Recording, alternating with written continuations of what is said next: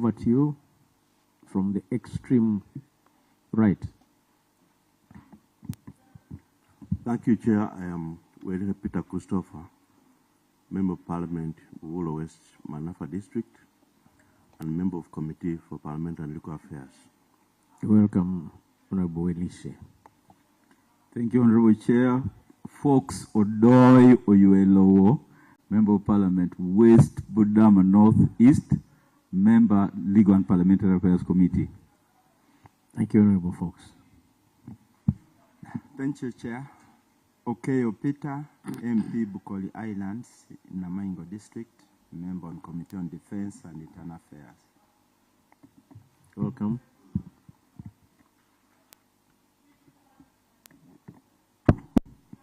Thank you, Chair. My name is Alex Nionsaba. I represent the people of Bufumbira South, Kisoro District, a member of Defense and Internal Affairs Committee. Most Thank welcome, you. Honorable. Yes. Good morning, Chair and Honorable colleagues. My name is John Taylor. I represent the people of Gabula County North, Kamali District. I'm the Deputy Chairperson of the Legal and Parliamentary Affairs Committee. Most welcome, Honorable Taira, Deputy. Thank you, Chair. My name is Museveni William. I represent people of Wekura South Constituency in Mbele District. I'm a member of the Defense and Internal Affairs Committee. Honorable Museveni, welcome. Good morning, everyone. Retired Captain Kahonda Donozio, MP Rinda South Mtoma District. Most welcome, Honorable Kahonda. Technical. Thank you, Chair. Good morning once again. My name is Opio Emmanuel.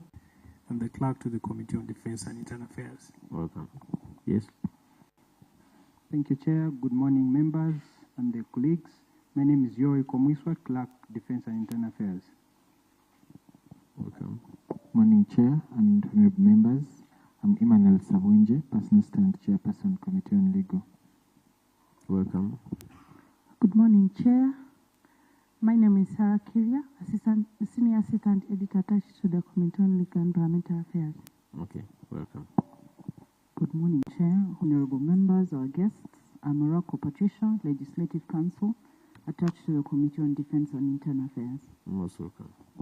Good morning, Chair. My name is John Tamare Mirundi. I'm the Counsel attached to the Committee of Legal and Parliamentary Affairs. Thank you. Most welcome. Thank you, Chair. I'm Baluka Kathy, Associate Legislative Services Department. Good morning, Chair and honorable members. My name is Bright Alinaitwe. I'm Officer of Legal Government Business attached to the Committee on Defense and Internal Affairs. Okay. Good morning, Chair and honorable members. I'm Gamusi Andrew George. I serve as a clerk on the Committee of Legal and Parliamentary Affairs. Welcome. Good morning, Chair and honorable members. My name is Claire Achan. I'm the Senior Recording Technician attached to the committee. Thank you. Okay. Honorable colleague, Honorable Livingston. Thank you, Honorable Chair. My name is Zijan David Livingston. I sit on Legal and Parliamentary Affairs. Most welcome. My name is Wilson Kajenje. I represent Nyapsho's constituency, and I'm the chairperson, Defense and Internal Affairs.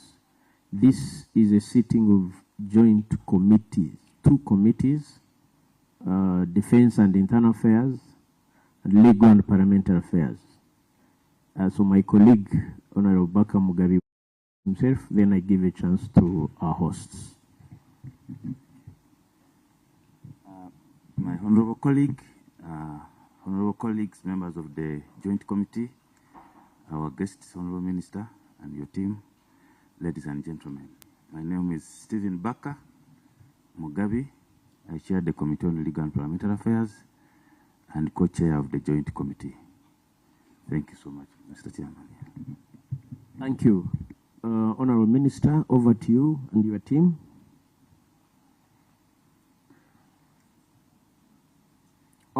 Oh, sure. Honorable Naitwe, over to you. Good morning, Chair, and our guests. I'm Anito Rauben, representing the people of Sinjiro West in the Sinjiro District. Welcome. Okay. I can see this wave AG dashing in. Let him take seat, and then the introduction on the visitors side starts. Okay, over to you. AG, introductions. Good morning, Honorable Chair and members. Chiriwa Chonka, Attorney General. Morning, chairpersons and members. General David Muhozi, Minister of State for Internal Affairs. Thank you. Welcome. Good morning, chairs and members. I'm Lieutenant General Joseph Musanyufu, Permanent Secretary, Ministry of Internal Affairs. Welcome. Good morning, Chairperson, Honorable members, Dr. Kwang Josephine, Commissioner for Inspection and Compliance, Ministry of Internal Affairs. Most welcome. Yes, thank you. Honorable Chair, honorable members, I'm Dr. Kello Stephen, Secretary, NGO Bureau, Minister of Internal Affairs. The NGO Board. Most welcome. Thank you, Chair. I'm Wais Wamsa, a Senior Police Analyst, Minister of Internal Affairs. Okay, thank you. Okay, so please introduce yourself.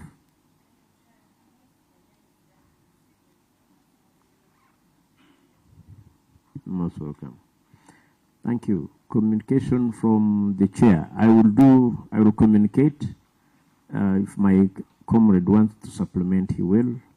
But this is it. So, honorable colleagues and honorable Minister, Honorable Attorney General and Minister of Internal Affairs, today we convene here to officially receive from the sponsors of the bill the Protection of Sovereignty Bill 2026.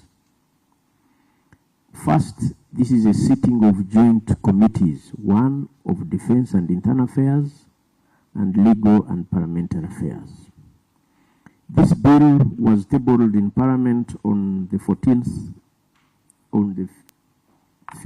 April 2026 by the Minister of State for Internal Affairs, and in accordance with the rules of procedure, particularly Rule 135, the bill was referred to the Committee of Defense and Internal Affairs together to sit with the Committee on Legal and Parliamentary Affairs. This is the reason that two joint committees are sitting. The Committee on Defense will be the lead committee, but working closely, actually in partnership with the Committee on Legal and Parliamentary Affairs. So my colleague Baka Mogabi is rightly here at the table. There has been and there is euphoria in the media, social media and everything about this bill. We are happy that we are receiving officially this bill. Our communication as people's representatives, and what I'm saying, I also represent the Speaker of Parliament. We want to assure Ugandans out there, and that we promise to listen to whoever has an improvement on the provisions of this bill. We shall consult widely, including listening to Ugandans in the diaspora, such that by the time we come up with a report, it is a bill that caters for the interests of each and everyone. Many Ugandans have submitted their views already, and we assure you that we shall entertain them starting tomorrow. Associations like the Bankers Association, the Interreligious Council, all these, the list I'm going to read to you, the list of those people we have written to, and we expect them to come and present their views. So the Bankers Association, the Interreligious Council, the political parties, Forum for Women in Democracy, Center for Constitutional Governance, the Law Society, the Law Council, leader, the Right Honorable Leader of Opposition, the Uganda Global Forum. This is a forum of all Ugandans in the diaspora. They have come together and they have a governing council, I think, in Washington. They reached out to me. I put them in contact with the clerk. They have responded, and given a chance, if possible, technology allows us, we could even do a Zoom meeting. But we encourage them to submit their memorandum.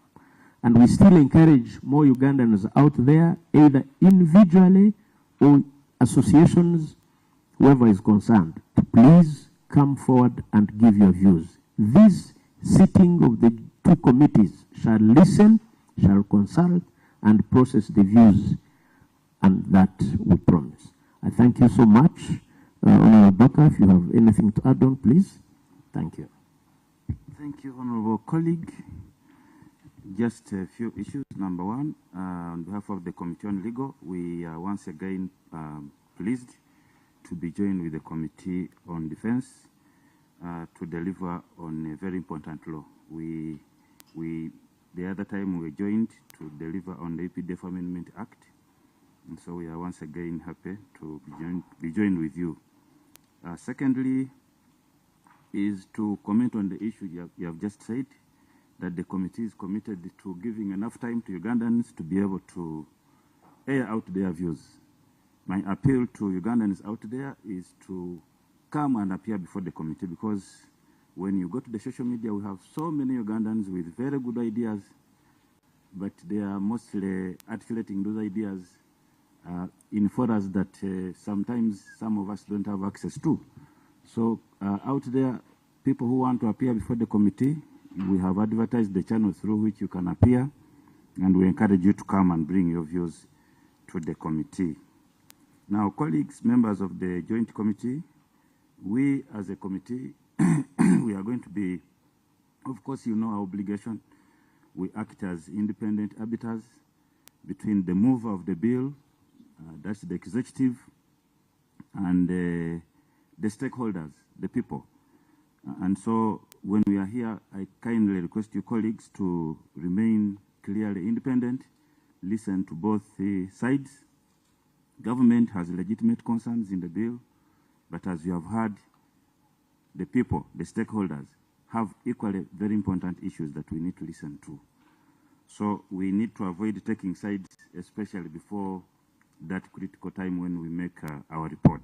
We need to be independent, we need to be open-minded, and listen to both sides such that we can be able to come up with a fair report. Colleagues, I wish to also comment on the issue of people who are out there saying the bill is being rushed. The bill is not being rushed. We received this bill, for example, last week. And for a whole week, we have been giving opportunity to stakeholders to be able to prepare their memoranda before we can be able to invite them. So there is no rush. We are going to give enough time to this bill. The 45 days being quoted is the maximum a bill can be with the committee. It's not the minimum, it's the maximum. A bill can be processed in a day, 2-3 days, up to 45 days, beyond which a committee should be able to seek leave of the House to extend the days. So we will operate in a manner as to give enough time to stakeholders and to ourselves to be able to come up with a good report. Finally, I want to urge the Attorney General and the Minister of Internal Affairs to give this process enough time by way of either attending all our meetings such that you can be able to give very important clarification that may come up from the stakeholders, because I imagine stakeholders coming here with venom to the committee as if the bill belongs to the committee. And then we are supposed either to give them the clarification they seek or even answer their questions. So it helps us if you attend these meetings either in person or a representative to be able to give clarification on some of these critical issues. As we said, for us, we are independent arbiters. We are going to be listening to stakeholders, and we cannot be seen again to be defending the bill in case they raise a matter that is critical. So I urge the Attorney General and the Minister to find the time. Tomorrow we'll be here the whole day. We are also lined up for Monday, Tuesday, and if there are any more stakeholders to deal with after Tuesday, we can extend. But as I said, we know that you are quite busy. you could assign an officer to be here who is able to give clarifications. I've checked the rules of procedure. It is perfectly in order for you to attend these meetings, except at the time of committee consideration of clause by clause. With those few remarks, Mr. Chairman, I wish to thank the members for giving this invitation the importance it deserves. We are constrained today. We have a burial of our colleague going on, and we have a house going on at the same time. So we are already pleased with the numbers we have here, and also to thank the Attorney General and the Minister for appearing as we invited you. Thank you so much. Thank you, my colleague. Let's give a chance to a few colleagues who just joined us, Honorable Mulima and Honorable Hajati. Please introduce yourself. Then we. Yeah. Good morning, everyone. I'm Chuanko Abdallah, representing Mukono North, a member of the Defense and Internal Affairs Committee. You're welcome, Honorable. Good morning, everyone. My name is Kauma Sauda Alibao. I'm the District Woman Representative of Iganga District, and I'm a member to the Committee of Defense and Internal Affairs Committee. Thank you, Ajat. Just to add on that the other very important stakeholder we have written to and we expect to interface with is the Financial Intelligence Authority, FIA. We hope they will be appearing to interface with us. Over to you, Attorney General. You want to go first or the Minister? Thank you very much, Honorable Chair.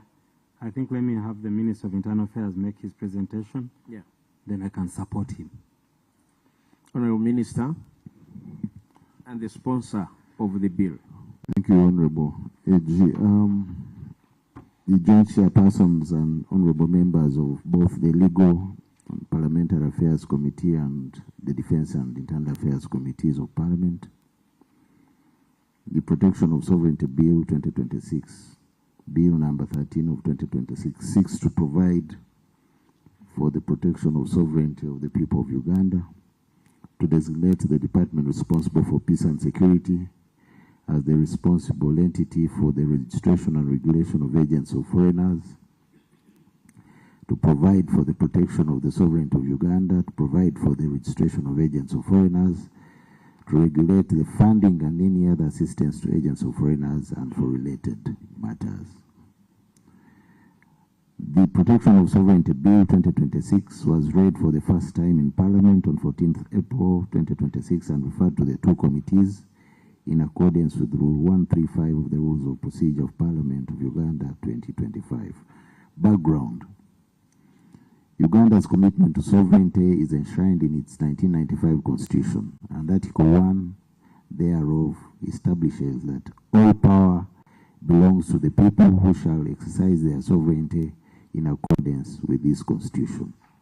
This foundational principle implies that Ugandans, through their government, must be free to make rational decisions and pursue its development agenda without undue external interference. Additionally, the national objectives and directive principles of state policy guide Uganda to promote national interests and resist all forms of oppression. Honorable Chairpersons and members, justification for the proposed Protection of Sovereignty Bill 2026. The bill is grounded in the need to safeguard Uganda's autonomy and stability in the face of specific identified unregulated challenges. The intention of the bill is not an isolationist stand, but a measured assertion of Uganda's right to self-govern and a definition of the terms of its engagement with global systems. The following points outline its rationale and why it is timely and necessary. Filling legal and policy gaps. The technical justification for the bill is that it will fill gaps in the existing legislative framework. While Uganda has laws touching on specific related domains, e.g. the NGO Act 2016, the Data Protection and Privacy Act 2019, the Public Finance Management Act 2015, the laws against money laundering and anti-terrorism financing. These laws address explicit subject matters and do not articulate the overarching principle of sovereignty protection. There is currently no single policy document or legislation that declares and operationalizes the nation's right to insulate itself against external interference across the board. Preserving national security and social stability. Unregulated external funding directly impacts national security, economic and social stability. The government has a duty to protect citizens from destabilization that can be orchestrated or amplified from abroad. Upholding self-determination in policy making. The bill is further justified by the principle that Uganda's policy choices and development path and laws should be determined by Ugandans in line with our country's values and needs. This principle is increasingly important given the instances of external pressure through aid conditionalities as well as unregulated non-budgetary support financial inflows into the country. While Uganda remains committed to international cooperation, it must affirm that core national decisions are not for sale. Similarly, Uganda affirms that any acts intended to impose foreign moral or ideological agendas will be resisted. Strengthening governance and accountability. A sovereign state must also be accountable to its citizens by putting in place regulation on agents of foreigners and foreign funding. The bill actually enhances good governance. It is a move to ensure that all actors on Ugandan soil, whether governmental or non-governmental, domestic or foreign funded, abide by the law and operate transparently. This is in line with the constitutional mandate that all public affairs be conducted with accountability. The justification here is that some entities, especially those with significant foreign inflows, effectively implement quasi-public functions in health, education, human rights, etc., and thus should be held to standards of transparency comparable to public institutions. The bill will require more rigorous reporting of foreign funds, greater disclosure of agendas and beneficiaries, and cooperation with oversight bodies. Protecting cultural integrity and social values. Another justification lies in safeguarding Uganda's social and cultural sovereignty. Ugandans have the right to uphold their own values, traditions, and social norms without undue foreign dictation. Over the years, there have been some instances where external entities have sought to pressure Uganda into adopting social policies at odds with the country's cultural or social beliefs. The bill enforces the notion that such matters are for Ugandans to decide. This stance is bolstered by international principles of sovereignty. Uganda is a signatory to the 2020 Geneva Consensus Declaration, which affirms national sovereignty in policy decisions. Comparison with other jurisdictions. Apart from the stated gaps within our existing legal frameworks that the bill seeks to address, Uganda also exists within an ecosystem of states and other actors within the international system, with the attendant norms and international practices. Numerous countries across the world, including Western democracies, have similar legislation to regulate foreign influence, foreign funding, foreign agents, and other forms of external interference in their domestic affairs.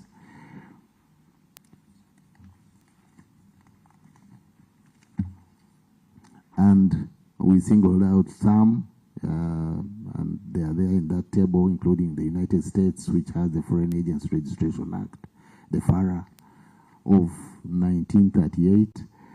We have that of Israel, the law of the transparency requirements for parties supported by foreign state entities, 2017. Australia, Foreign Influence Transparency Scheme Act, 2018. Hungary, law on the transparency of organizations receiving support from abroad, 2017-2021. Hungary Steel, Sovereignty Protection Legal Package, Office of the Protection of Sovereignty Framework. France, Law on Compliance with Republican Principles, 2021. In the United Kingdom, Foreign Influence Registration Scheme. The European Union, EU Defense and of Democracy Transparency Framework on Representation of Third Country Interests, and India Foreign Contribution Regulation Act 2010 as amended in 2020 and 2022. These laws, honorable members, are specific to the conditions of each of those countries. Ours will also be tailored to our own conditions and interests. Parts of the bill, 2026. The bill consists of 5 parts and 1 schedule. Preliminary, part 1, this part deals with the interpretation of keywords and phrases used within the context of the bill.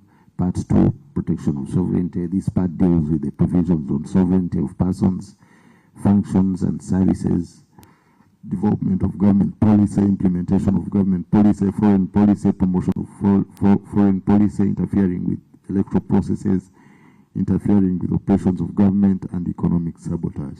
Part 3 deals with registration of agents of foreigners. This part deals with provisions on registration of agent of foreigner, application of registration as agent of foreigner, consideration of application for registration, certificate of registration, refusal to grant certificate of registration, removal of certificate of registration, suspension and revocation of certificates of registration.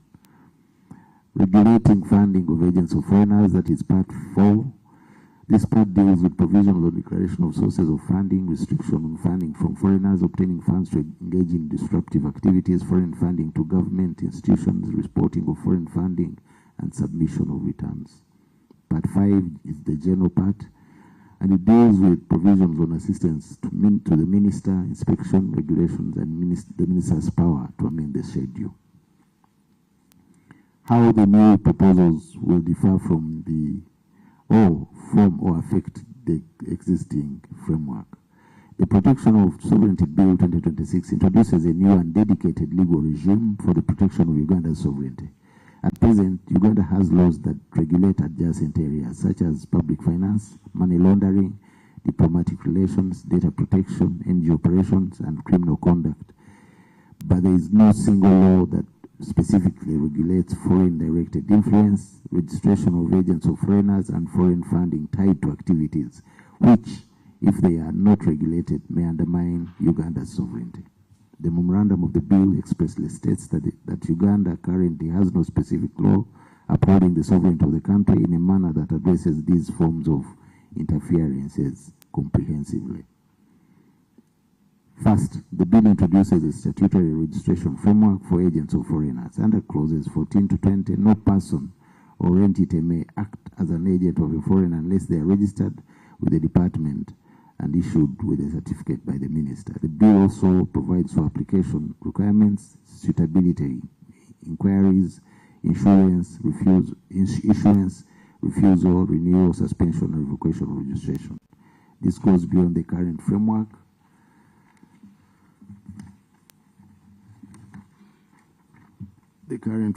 Because existing laws may regulate specific areas, but they do not create a specific cross-cutting regime for persons acting on behalf of foreigners in the spectrum of activities covered by this bill. Second, the bill introduces substantive prohibitions aimed at protecting core state functions and sovereign decision-making. Clause 5 to 13 prohibit promoting the interests of a foreigner against the interests of Uganda. Unauthorized performance of functions and services for which government is responsible, unauthorized development and implementation of government policy, promotion of foreign policy not adopted by cabinet, interference with electoral processes, interference with operations of government, and economic sabotage. These proposals affect the existing framework by creating sovereignty-specific offenses. Third, the bill establishes a special regulatory framework for foreign funding. Clauses 2.1 to 2.6 require declaration of sources of foreign funding, restrict foreign funding above 20,000 currency points within 12 months without written approval of the minister, criminalizes obtaining foreign funding for disruptive activities, requires reporting by supervised institutions, and requires returns by agents of foreigners. This marks a significant change from the current position by creating direct legal control over the receipt, disclosure, and use of foreign funding in specified matters touching on sovereignty. The bill further provides that foreign funding to government institutions or bodies where government has an interest shall be deemed public funds and managed in accordance with the Public Finance Management Act. Fourth, the bill gives the Ministry of Internal Affairs, through the department responsible for peace and security, a clear institutional mandate to implement this framework. Clause 3 and 4 assign the administration and implementation of the Act to the Minister and the Department, including review of applications, due diligence, inspections, enforcement of guidelines, and coordination with other government agencies. This affects the current framework by designating responsibility for sovereignty-related regulatory oversight within a designated institution under the Ministry of Internal Affairs. Fifth, the bill will complement rather than replace existing laws. Its cross-reference to the Constitution, the Anti-Money Laundering Act, the Diplomatic Privileges Act, and the Public Finance Management Act, the NGO Act, so that it is intended to operate alongside the current legal framework while filling the sovereignty gap that existing laws do not expressly cover. Likewise, the existing laws operate in silos and do not explicitly articulate or operationalize the overarching principle of sovereignty protection across sectors. In effect, this bill does not merely reinforce compliance obligations, it also introduces a coherent sovereignty protection architecture by establishing a registration mechanism, regulation, approval, disclosure, reporting, enforcement, and offenses under one law. The legal, socio-economic, and diplomatic consequences of the bill as they relate to the Ministry of Internal Affairs' role in safeguarding Uganda's sovereignty. Legal consequences. Legally, the bill will create a clear statutory basis for the Ministry of Internal Affairs to regulate agents of foreigners, oversee foreign funding linked to sovereignty-sensitive activities, and respond to conduct that undermines Uganda's sovereign authority. The Ministry, through the designated department, will have express powers and responsibility in relation to registration, due diligence, inspection, enforcement of guidelines, interagency consultation, and advice to the minister. This is important because under the existing framework, the ministry's role in this area is not consolidated in one dedicated legal instrument. The bill will also strengthen legal certainty by defining key terms such as agent of a foreigner, foreigner disruptive activities, and department, and by setting out offenses, penalties, procedures, and approval requirements. The bill also, in effect, operationalizes constitutional principles on sovereignty and bolsters government functions and cabinet's role in policy formulation and implementation. In that respect, it gives the ministry a firmer legal platform for safeguarding national autonomy and internal stability.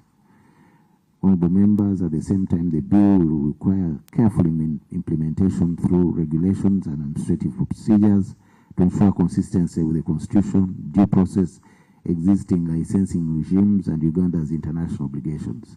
The ministry will therefore need to lead the preparation of subsidiary legislation, guidelines, and coordination mechanisms to ensure lawful and fair enforcement of the law once enacted. Social consequences. Socially, the bill is intended to strengthen social cohesion, public order, and national confidence in state institutions. The memorandum to the bill identifies interference in policy and governance processes that a country faces. By regulating these areas, the bill is expected to safeguard the country's values and social fabric against externally sponsored disruption. Within the mandate of the Ministry of Internal Affairs, this means a stronger ability to safeguard internal peace and security by ensuring that activities undertaken in Uganda, especially by agents of foreigners, are transparent, lawful, and aligned with Uganda's national interests. It will also improve accountability in the civic and public space by requiring disclosure, registration, and reporting where foreign interests are involved. At a broader level, the bill will streamline how civil society, foreign-funded entities, and other actors engage with government institutions. The intended social consequence is not to prohibit lawful cooperation, but to ensure that such cooperation takes place in a transparent, accountable, and regulated manner that does not undermine the sovereignty of the people of Uganda. Economic consequences. Economically, the bill will affect both resource governance and regulatory compliance. By requiring declaration of foreign funding, restricting funding above the statutory threshold without approval, and treating foreign funding to government institutions as public funds under the Public Finance Management Act, the bill will strengthen oversight over external financial inflows that may affect public decision-making or support disruptive activities. This will improve transparency, strengthen fiscal discipline, and reduce the risk of parallel financing arrangements that undermine government priorities.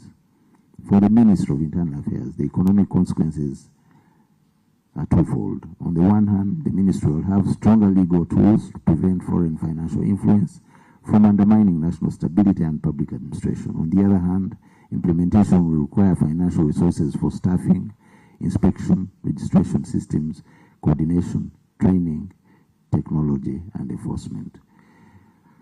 Off-graph members, this has financial implications, and a certificate to that effect was supplied at the first reading of this bill.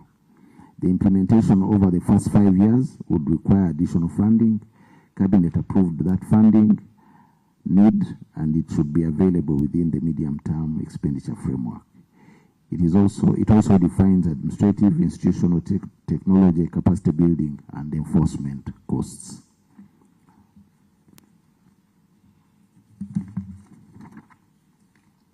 The bill may therefore impose compliance obligations on affected persons and institutions, but from the government's perspective, these obligations are justified by the broad and noble objective of protecting national autonomy, ensuring transparent external engagement, and avoiding the economic disruptions that can arise from unregulated foreign influence and funding.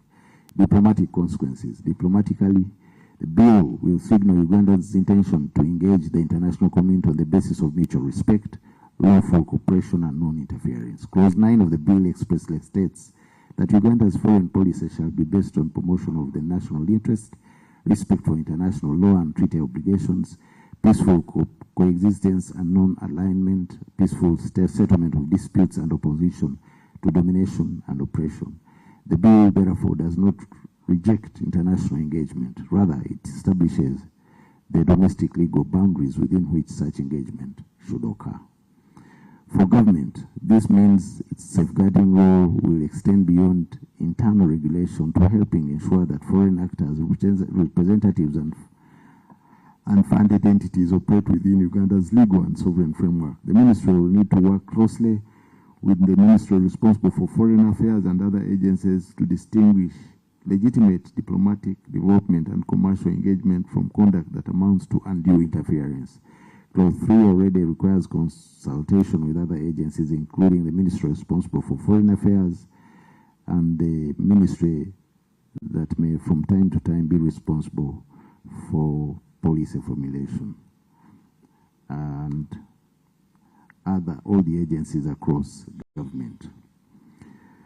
The diplomatic effect may include closer scrutiny of foreign supported activities in Uganda, but the bill is framed to preserve lawful and mutually respectful cooperation. Therefore, the bill is neither intended as an isolationist measure meant to contract legitimate civic space and activity, but as a lawful assertion of Uganda's right to self-govern and determine the terms of its engagement with the global system. In conclusion, honorable members, this bill differs from the existing legal framework by introducing a dedicated and comprehensive legislation covering registration of agents of foreigners, regulation of foreign funding from foreigners for activities listed under Clause 2.2 of the bill, protection of government policy development and implementation. Therefore, the scope of the bill is to regulate agents of foreigners and foreign funding intended to influence government policy negatively.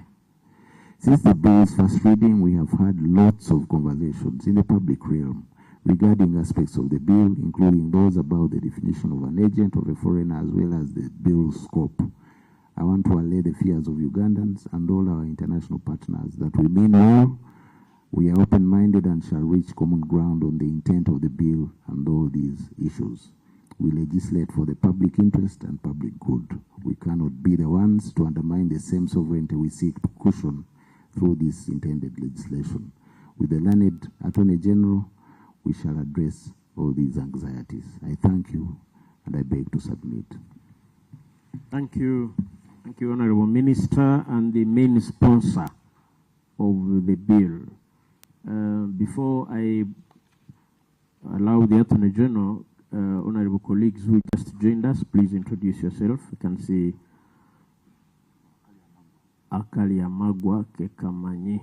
Honorable, please introduce yourself. Mr. Chairman, you're doing very well. As always. My name is Medad Lubega Segona, MP of Siro County East and a member of the Legal. Boo? You heard me right. Okay. And a member of the Legal and Parliamentary Affairs Committee. I also represent the Attorney General. So as he speaks, he must remember that there is somebody already speaking for him. The Attorney General as a voter. That's what you mean. I don't represent voters, incidentally. I represent even those that do not vote. Okay. Okay. Thank you, Honorable Segona. Over to you, the Attorney General. Thank you very much, Honorable Chairs, Honorable colleagues. Just to put the record straight, I shifted my allegiance to another constituency. I left Honorable Segona in his constituency. Honorable Chairs and colleagues, I have shared with you a presentation that I have prepared for the committee. I am not going to read, if so pleases you, Mr. Chair. I'm going to highlight the areas in this statement and try to speak to it and try to break it down as best as I could. So, honorable colleagues, the background to this bill has been well set out by the Honorable Minister of Internal Affairs and is really to deal with the management of our sovereignty. Honorable colleagues and honorable members, this is based out of our Objective 4 of the National Objectives and Directive Principles of State Policy, which require that the state and the citizens shall endeavor to build national strength in political, economic, and social spheres to avoid undue dependence on other countries and institutions. Honorable colleagues, Article 1 of the Constitution reaffirms the sovereignty of the people of Uganda, and the sovereignty of the people of Uganda is to ensure that nothing threatens the nation's ability to self-govern without undue external influence. Colleagues, in the absence of the law to protect the nation's ability to self-govern, there has been increase in the interference in our development and implementation of our government policies. Of course, I must emphasize that under our legal and constitutional framework, the policy of government is determined by the government in power at the time, the ruling government at the time. Every citizen has a right to participate in the formulation of that policy, but they are not the policy holders. They share, and then the policy is determined by the government. So this is done through the representatives that we elect, all the way from LC1 all the way to the top. That is how policy is formulated. Otherwise, you can find a situation where each one of us, 41 million Ugandans, may have an idea on how a particular matter, for example, some of us may think that we should drive on the right-hand side, and others think we should drive on the left-hand side. Imagine a country where every citizen decides to engage in their own policy. That would be chaos. So that is brought together by the government now, coming together and engaging with the citizens and coming up with a common policy on that issue. I'm using a simplified, a simplistic example, but it's just to try and drive home why it's extremely important for someone to be responsible for a policy of government. So, honorable colleagues, like the Honorable Minister of Internal Affairs stated, we have several laws that have looked to try and address this issue. But we do not have any particular legislation which has boldly and openly come out to address the issue of protection of sovereignty. And that is what this law is looking to do. Honorable colleagues, Annexure 1 to my brief has got the list of jurisdictions and pieces of legislation that we have consulted. This is not new to Uganda. We have there 17, but if you go out there, you'll find as many as the countries exist on how they deal with the issue of protection of their sovereignty. The issue is, how do we want to do it, and why should we do it that way? And like the Honorable Minister of Internal Affairs said, we need to make a law which works for Uganda. Honorable colleagues, at page 4, I address the justification of the bill, and the justification of the bill is clearly set out in the objectives of the bill. It is to fill the policy gaps, to cover the areas that are not covered by the law, to preserve national security and social stability, to uphold self-determination in policy making, strengthen governance and accountability, and of course protecting the cultural integrity and social values of the people of Uganda. Honorable colleagues, honorable chairs and colleagues, now I'll go to page 5 and address the scope of the bill, and I want to spend some time on this area because I think this is where our legal part comes in. Honorable chairpersons and members of the Protection for Sovereignty Bill seeks to enact a law that intends to provide the protection of the sovereignty of the people of Uganda by regulating agents of foreigners and funding from foreigners that is intended to influence government policy. Maybe just emphasize here, everyone will look to influence government policy, and every Ugandan has a right to participate in any process to influence government policy. But if you're influencing government policy in the interest of a foreign player, that is what this law is dealing with. So if you come here to Parliament and you want a policy to be addressed, you want an issue to be looked at, that's perfectly fine. But if you come to Parliament, even as a citizen of Uganda, for purposes of influencing the policy for the benefit of a foreigner, then that's not good, and that's not acceptable, and that's what this bill is looking to protect. In particular, Clause 2 of the bill stipulates the specific areas that the bill will apply to. And I think this is what we need to really address our minds to, because I have heard people talking about people carrying on their legitimate business being affected by the sovereignty bill, people sending money to their parents or parents and children and etc. being affected by the sovereignty bill. That's not the scope of this bill. And I'll go through these items one by one. The scope of the bill deals with engaging in political activities of Uganda for and in the interest of a foreigner. So if you're dealing with political activities in Uganda for the interest of Ugandan, that cannot be the scope of this bill. But if it's for interest of the foreigner, that's the scope of this bill. Soliciting, collecting, disbursing or dispensing contribution, loans, money or other things of value for or in the interest of a foreigner. Representing the interest of a foreigner before any agency or official of the government of Uganda. For example, you may come here and say, we should not be, I have a foreign entity which I'm representing here, and its view is that the foreigners who are dealing in business in Uganda should not be required to pay tax. That's perfectly fine. But when you come to government, to the government official, come and tell us you're an agent of a foreigner and you represent the interest of a foreigner, so we listen to you as such. That's what the law is saying. The law is saying you cannot, it is not stopping you from representing the interest of a foreigner, because there may be Ugandans who have interests of foreigners here. We are saying just lawfully do it. Register and say, I am an agent of a foreigner and this is my interest.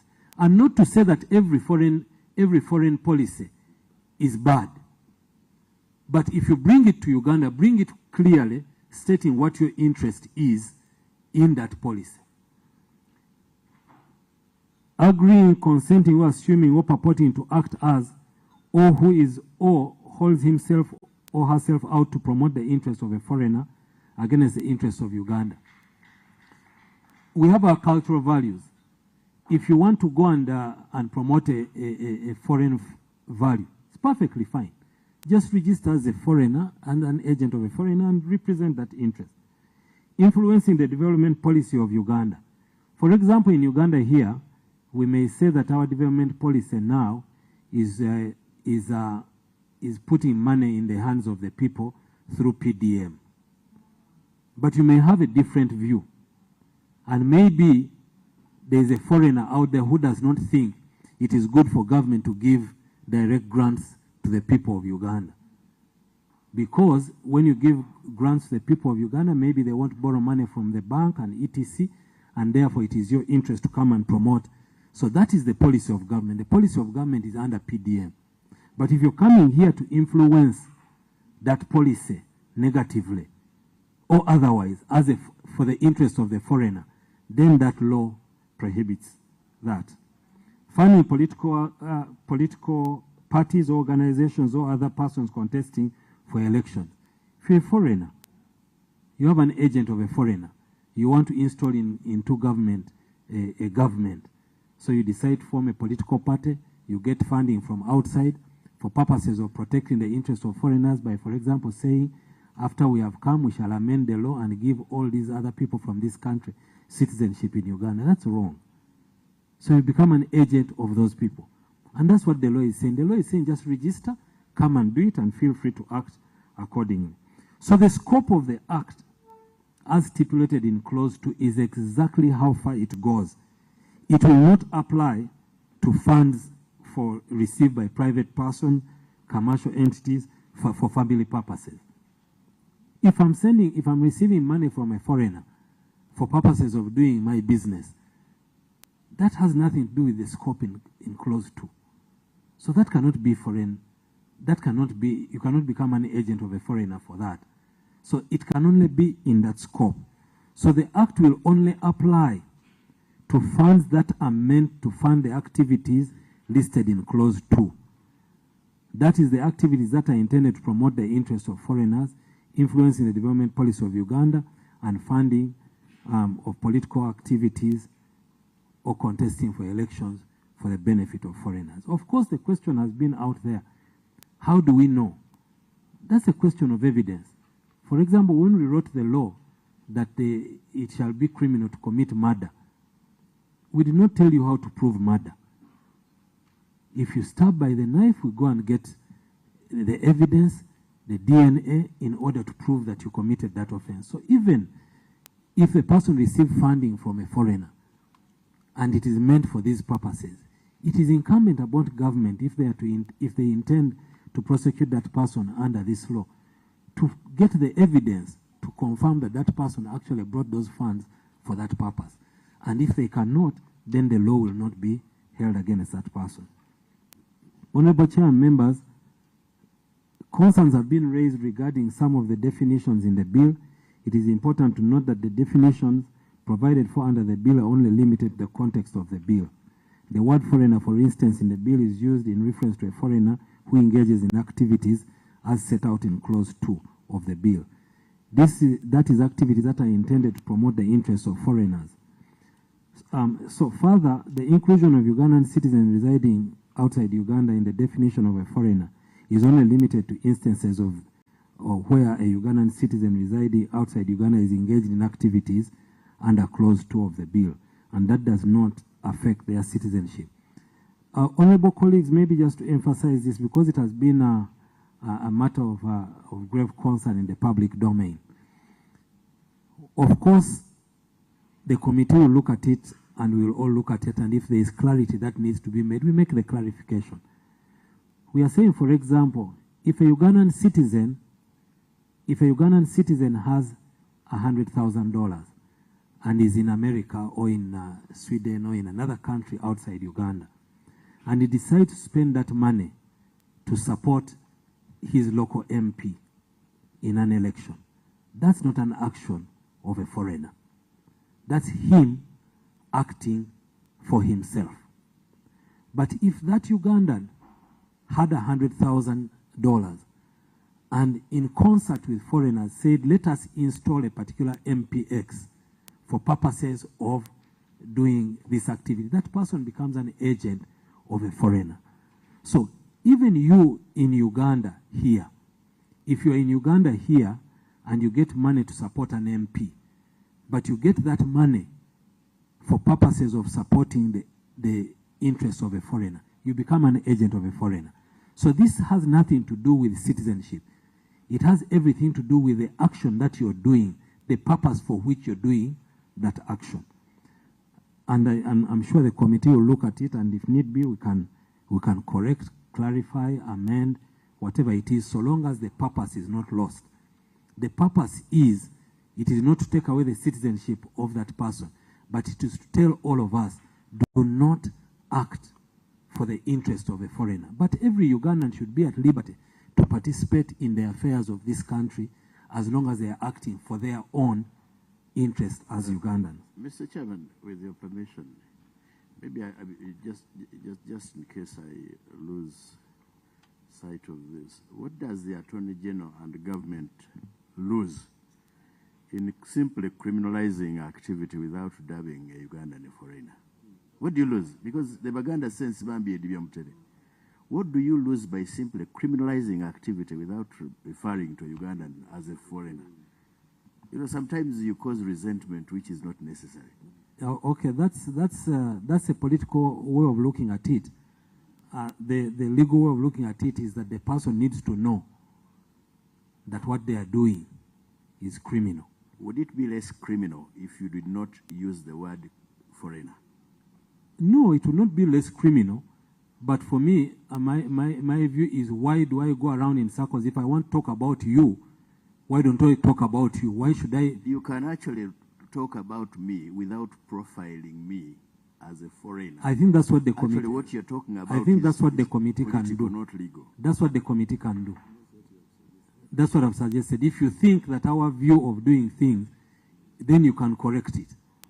But for us, what we are doing. That is if I think your view of doing things is political. If you think whatever view you may hold, Honorable Segona, I think that is one of the greatest tenets of government today. That even if I do not hold your view in high esteem, I'm entitled to respect it. So I'm not going to say anything about the view you hold, but I've shared with you my view. The learned Attorney General continue. Thank you. We'll ask questions. So, Honorable Fox. So, and besides, that's exactly what we are here for. I think Honorable Segona should just be reminded that the Attorney General correctly stated policies are determined by government in power. Yes.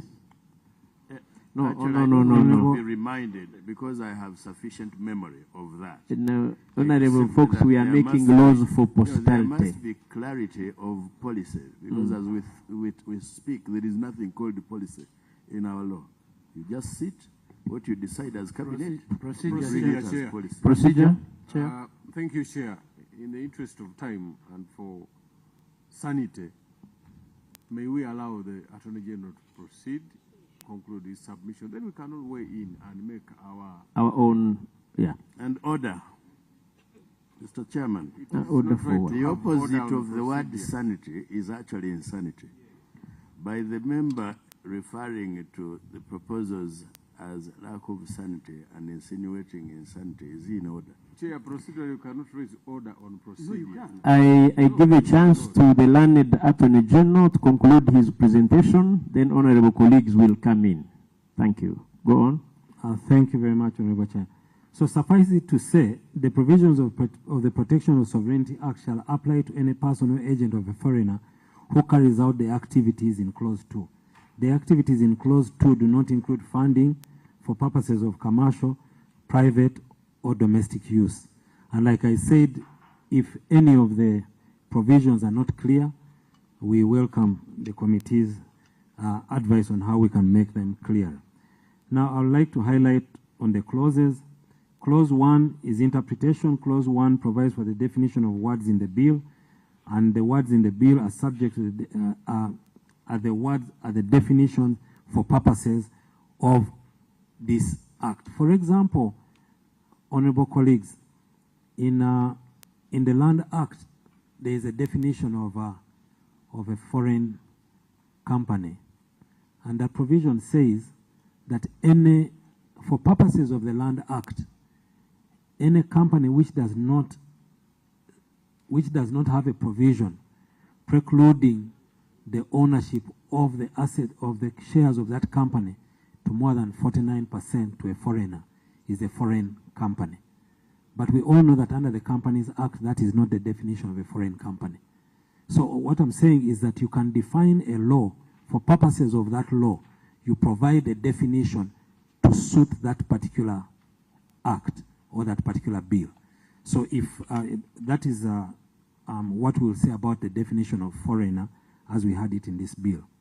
application, I have stated earlier that clause 2.2 clearly states the extent of the application of this law.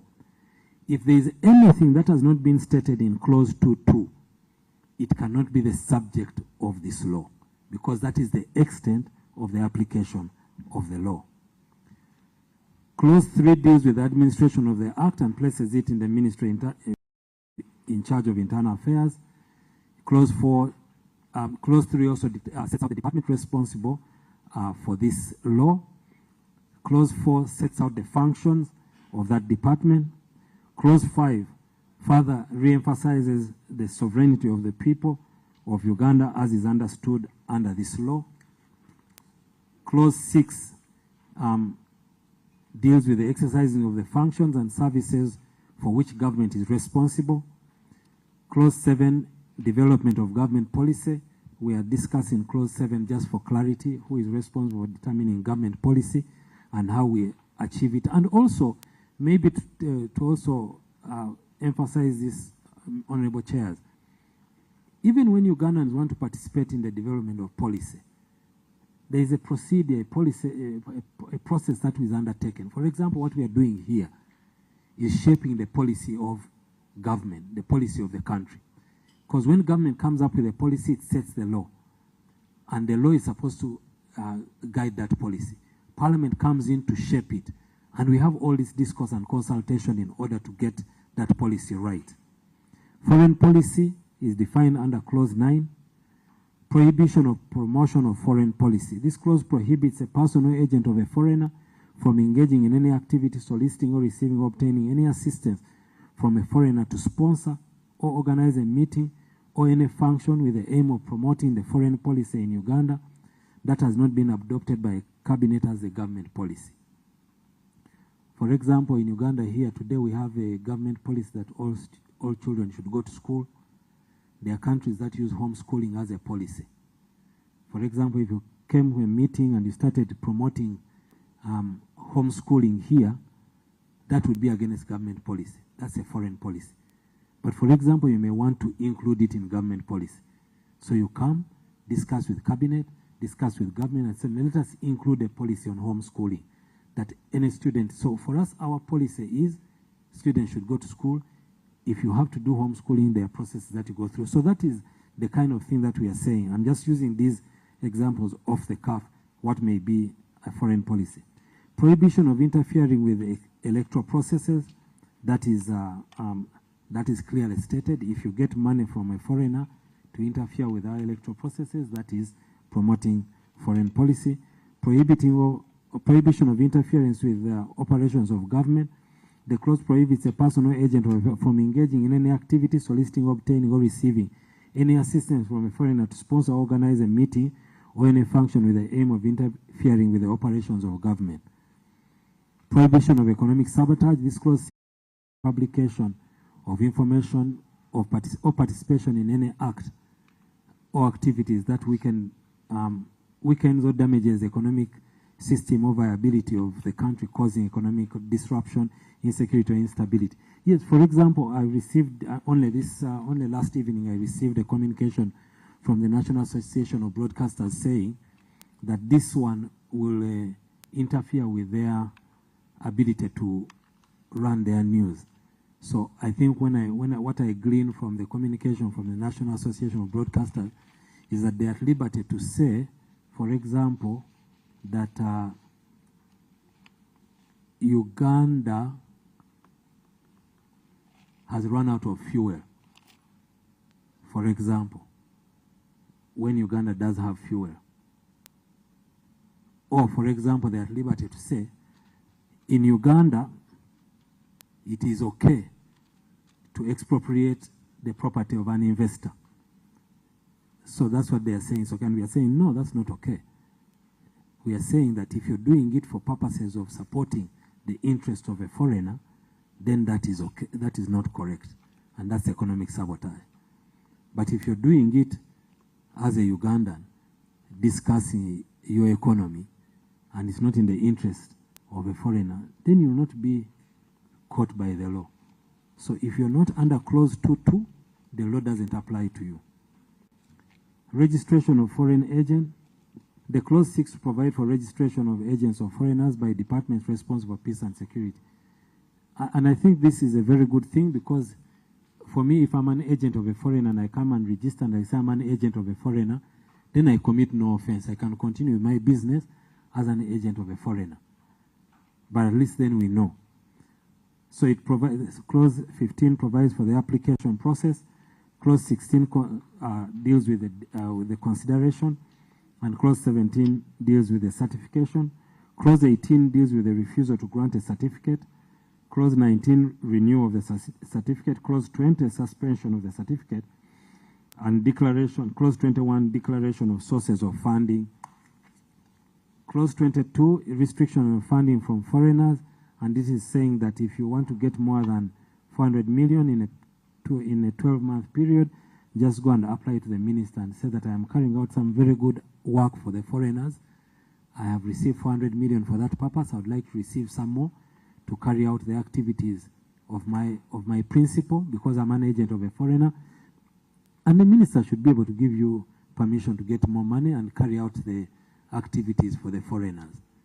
We are just saying that this is perfectly fine. Just say what you want to do.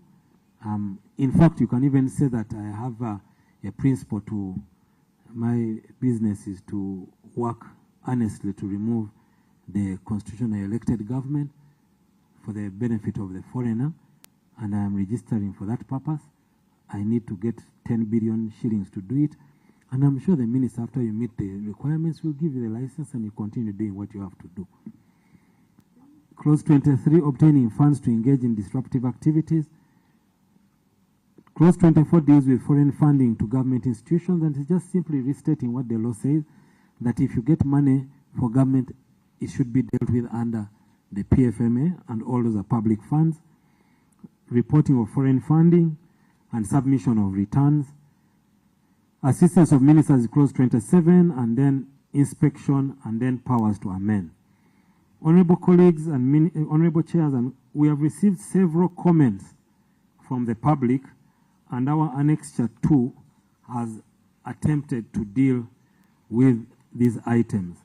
Many of them deal with definition, and this is the matter we have been having a great discourse with. I think this is an area that we need to look at together and say, if it is not clear, let's clarify it and give a definition which gives the purpose for which the law is given. But we have tried to answer all the questions that have come out in the public in our annexure 2, in our understanding of the bill, and we invite the committee, if you think that there is anything that's not clear, to clarify it. So, Chairperson and honorable members, the Protection of Sovereignty Bill does not prohibit foreign funding or cross-border transfer of money, but rather intends to regulate foreign funding in order to safeguard Uganda's sovereignty.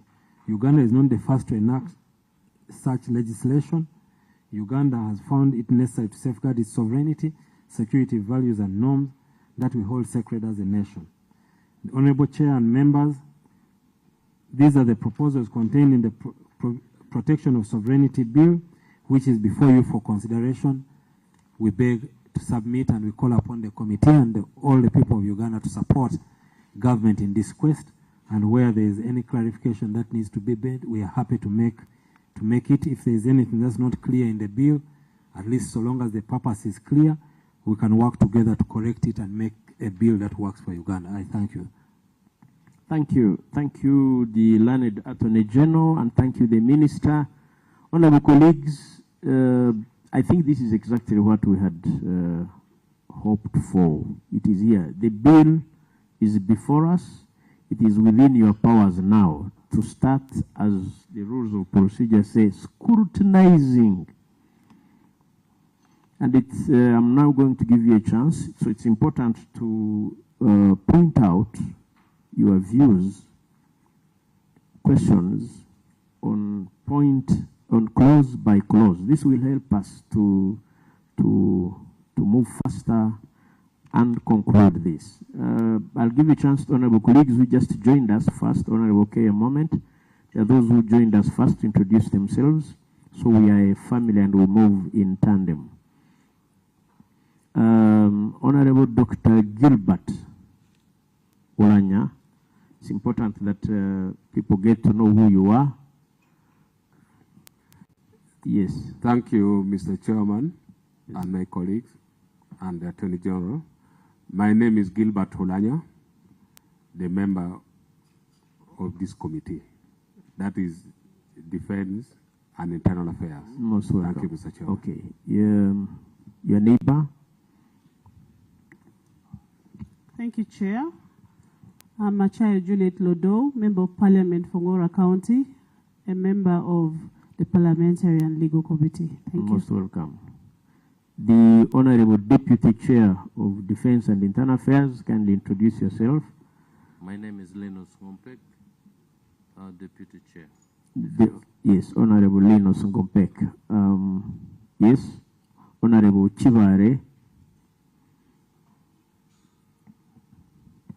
Chair, thank you. Oseku Richard Oriebo, Kibale County, and a member of Legal and Parliamentary Affairs Committee. Thank you. Honorable colleagues, I think we are going to open the floor for questions, for clarifications, especially on points of law, on cross-referencing with the existing laws. But as we said right from the beginning, the process has begun. And we reassure the public that we are going to listen, we are going to get as many views as possible.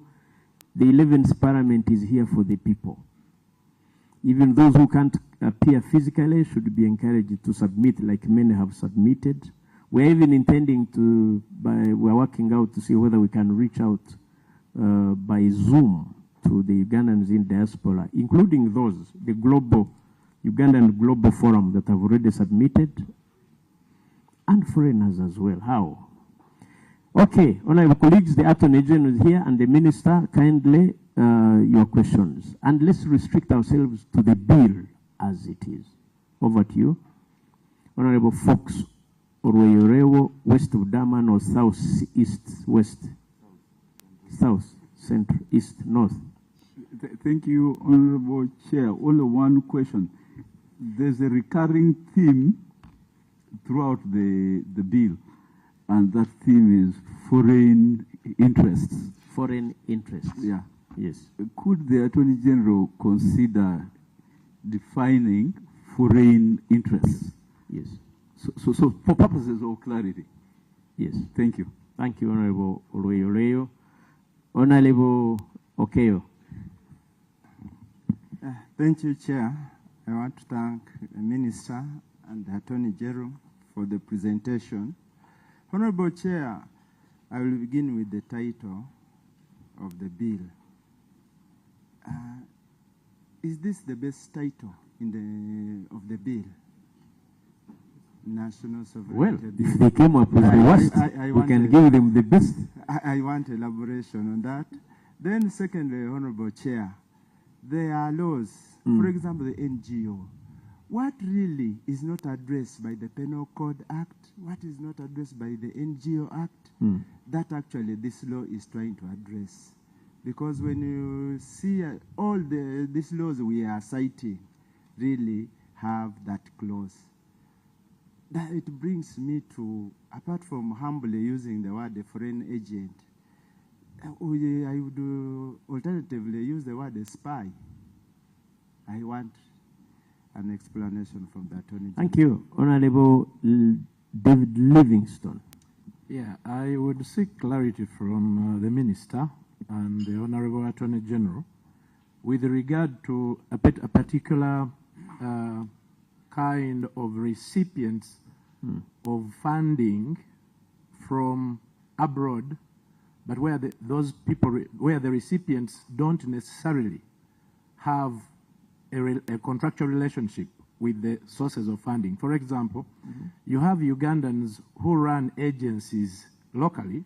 They may be NGOs or community-based organizations who are supported by people outside of Uganda, where the local recipients' causes resonate well with people in the diaspora, but where these local recipients are not necessarily agents of the sending individuals. For example, you have local churches which support orphans in their communities. And where a church in Russia or the United States or some country has a church member who finds this local community-based organization via whatever means and sends some money. But where cumulatively the money is coming in would fit within the ambit of the currency points that are prescribed here. So where if you run an audit, you would find that this CBO, goes through 1 billion shillings beyond the 400 currency points. How would you deal with that kind of scenario? Because it's a cause for anxiety in the population. Thank you. Honorable Hajat Sauda. Thank you, Honorable Chair. My only worry is that maybe this bill may promote corruption. Why? Last time when we were in the caucus, they tried to take us through the 10-fold development strategy. 10-fold growth strategy. Yes. And while these people were in Chankwanzi, they added on another 11th point to prevent corruption. But with the bill, I see they have given so many powers to the minister and the department. I think in the line, there will be very many officials. Somebody is going to declare their money that they are getting. Of course, due to the many bureaucracies that is involved, the channel that the money is supposed to go through, somebody is supposed to get a certificate, and we know that the tendencies that have been happening. Somebody will ask for, like, Choja Mumido, maybe I need to go and see the minister, I need to go and do. They'll keep on putting up excuses. So I think the Attorney General should look at this. If this department is there, there shouldn't be so many officials, maybe, for people to go through, access the certificate, the registration, and so many things as the bill stipulates. Thank you, Honorable Ajat. He's worried that if he's appointed the minister next 2 months, the powers might be too much. Okay, Honorable Lodu. Oh, Dr. Gilbert. Dr. Gilbert Olanya. Thank you so much, Mr. Chairman. Mr. Chairman, I would like to appreciate the Attorney General for the courage that he has. Given the level this bill has put Ugandans, if Attorney General was not courageous enough, by now he wouldn't appear before the committee. Attorney General, I would like to appreciate you for that. Mr. Chairman, first of all, I would like to find out from the Attorney General.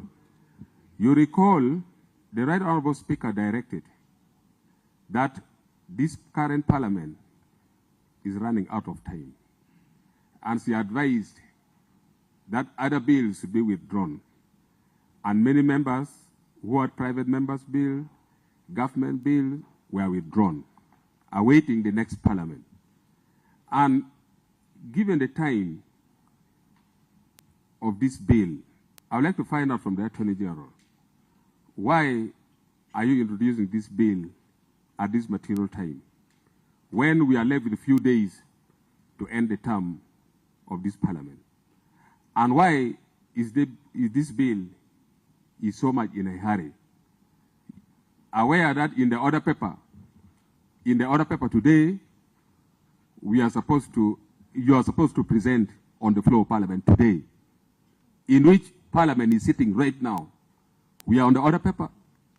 It means we are left with few hours for you as the chairman to present this bill on the floor of Parliament. Attorney General, why are we in so much hurry with this bill? And what is so special with this bill? I would like you to answer. And two, Right Honourable Speaker, Right Honourable Chair, sorry, Right Honourable Chair, aware that this bill creates too much red tape. We have so many bureaucracy that if the person living outside this country, or an NGOs, or anybody supporting this country, there is too much bureaucracy. Don't you think that this bill would discourage our development partners? For example, we have people who are supporting Uganda, like FDI, aware that in 2024, FDI alone gave more than 2.8 billion in the economy of this country. In 2023, huge amount of money was given in this country. And look at the level of bureaucracy, the red tapes that we have in this bill. Don't you think most of the development partners, the NGOs, would get discouraged and run away from this country? And finally, the Attorney General, look at the definition of this bill. You put it clearly that the definition of the foreigners is anybody living outside Uganda and any Ugandan who is living outside Uganda. In fact, you are defining that anybody who is not within Uganda is a foreigner. Aware that we have the issues of dual citizenship. You didn't put that in your mind. And anybody, the moment you left Uganda today, the moment you cross to Kenya, other country, you are now a foreigner. Don't you think this bill is quite dangerous for our people? And the Attorney General, my final submission and advice is, this is not the right time to introduce this bill. And when we are introducing the law should look at Ugandan as a whole. The moment we think of introducing the law that targets few individuals or few organizations, we are bound to mess up this country forever. To me, this bill is being brought up in a bad faith. You are targeting just few individuals who are getting support out of Uganda, which is very dangerous. You are only looking at politics. You are not looking at the economy of this country. I advised that you put at the lenses, you look at the economy. How much support and how much money is coming from outside. Aware that we are among the poorest nations. We are depending on foreign money. As a country, we have nothing completely. All our money depends on the foreign money. And now you are trying to restrict, to control, which may disorganize this economy. Otherwise, thank you, Mr. Chairman. I still have many to put across, but I will take in one by one. Thank you, Honorable Lanya. Some questions are actually not for the Attorney General. First, and we said it in the beginning with my colleague while opening this. We are not in a hurry. We are given instructions to listen and consult widely. And Parliament is in session. So don't worry, Dr. Gilbert Olanya. We are doing this. We are following due process. So, Honorable Segona of Busiro. Mr. Chairman, even when it takes you long to remember my name, you No, will the remember. constituency. Thank you very much. I do not want to join Honorable Gilbert Olanya in thanking the Attorney General for the courage. At another occasion, I will know how to deal with him. One, Mr. Chairman, if you look at the definition of a foreigner does not mean, but it includes. In my little memory of legislative drafting, when somebody says includes, the definition is so wide that it can incorporate and keep bringing in anybody, and that it will depend on who chooses to enforce the law to bring you into that bracket, as long as they use the word includes. So I wish the draftsman would be clearer to say it means the following people. I have already opined that probably you need to, even when it is ugly, Honorable Chirewa Chwanuka, you can quote it by removing the use of that word foreigner and criminalize activity as opposed to the profiling of the word foreigner. I know you always blunt, that's why you said you do not want to move in circles. But having been here longer than you, it is my advice that in legislation, that's what we do. The other thing, Mr. Chairman, is the definition of foreign interest is not there. When you do the collection for the Attorney General who does not want to meander, when you read the entire bill, you may get a glimpse of what foreign interests they are talking about. But for purposes of criminalizing, there is no definition of what amounts to foreign interest within the, if you read clause 1 and 5 together, which criminalizes. Now, with respect to, and I want to thank, I think the Honorable folks, you said Owolweyo. I want to add to the question that he put across when he asked about foreign interest, but also the word sovereignty. You're talking about the protection of sovereignty bill. You also direct Ugandans to protect or promote, I think in clause 5, but you do not tell them in clause 5(3), a person shall not engage in any activity that promotes the interests of a foreigner against interests of Uganda. Now, when you leave ambiguity, you are literally making everybody a potential criminal. Because I don't know, I may not know the interests of those foreigners you're talking about. Supposing their interests rhyme with mine, you're talking about promoting democracy, rule of land, constitutionalism in this country. We may have shared values because this is a global village. So tell me, just be blunt, be audacious and shameless, put across what you want us to do. As subdued Ugandans, we shall oblige. But please do not make them ambiguous to make all of us potentially criminal.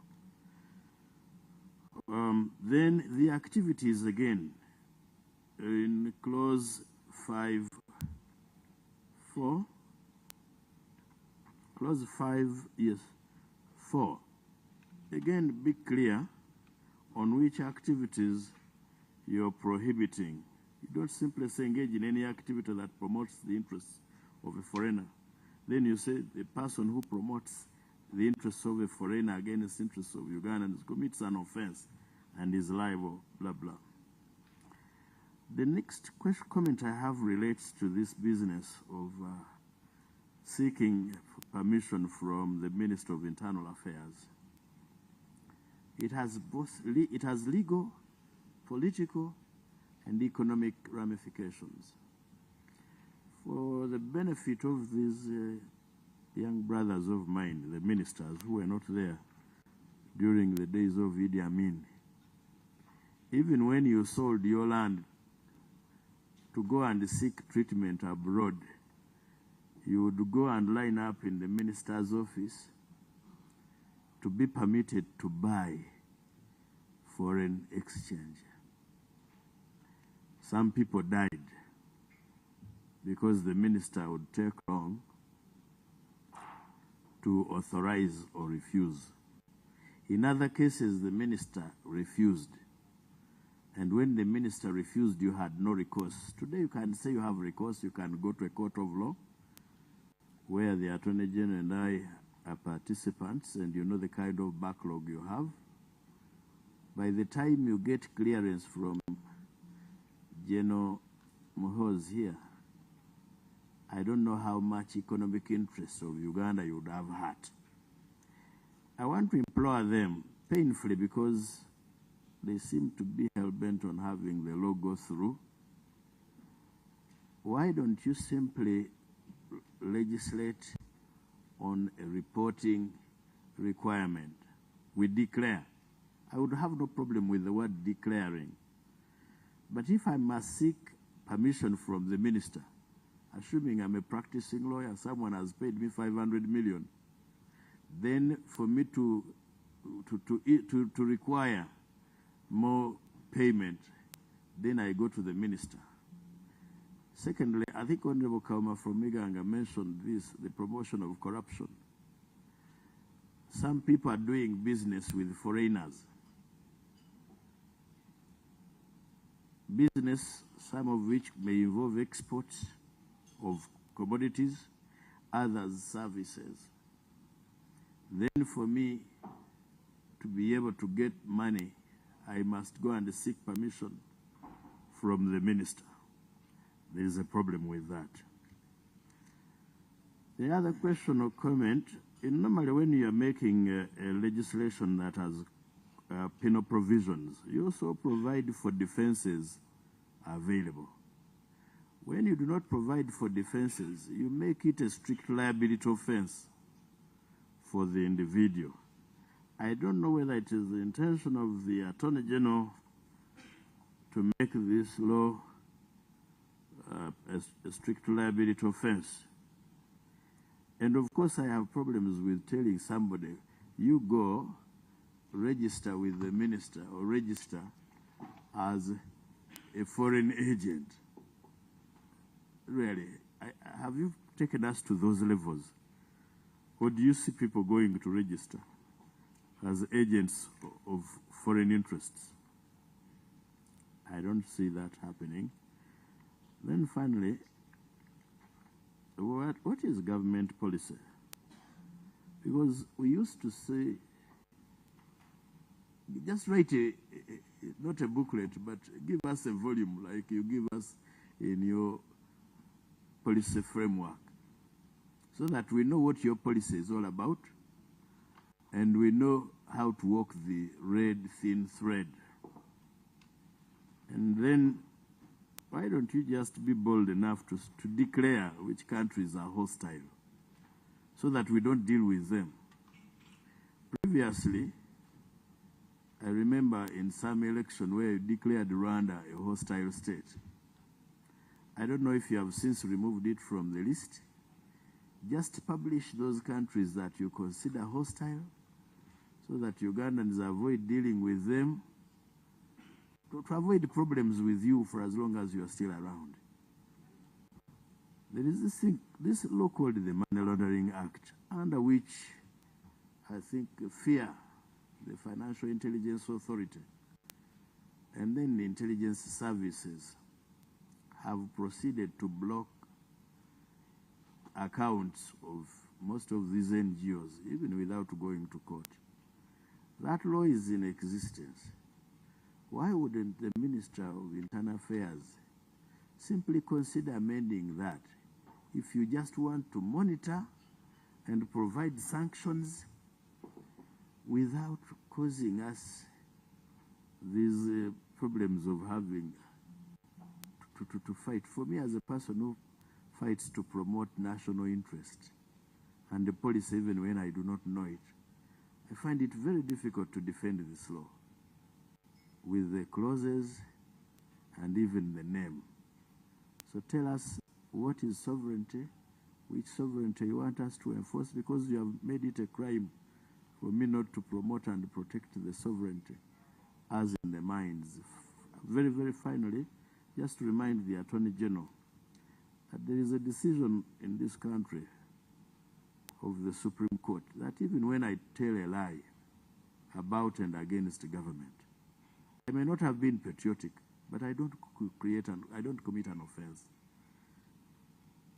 So are you not empowering whoever will be enforcing this law to use discretion, including arbitrary discretion, and criminalizing all Ugandans by making literally every activity across the borders, presumably a criminal activity.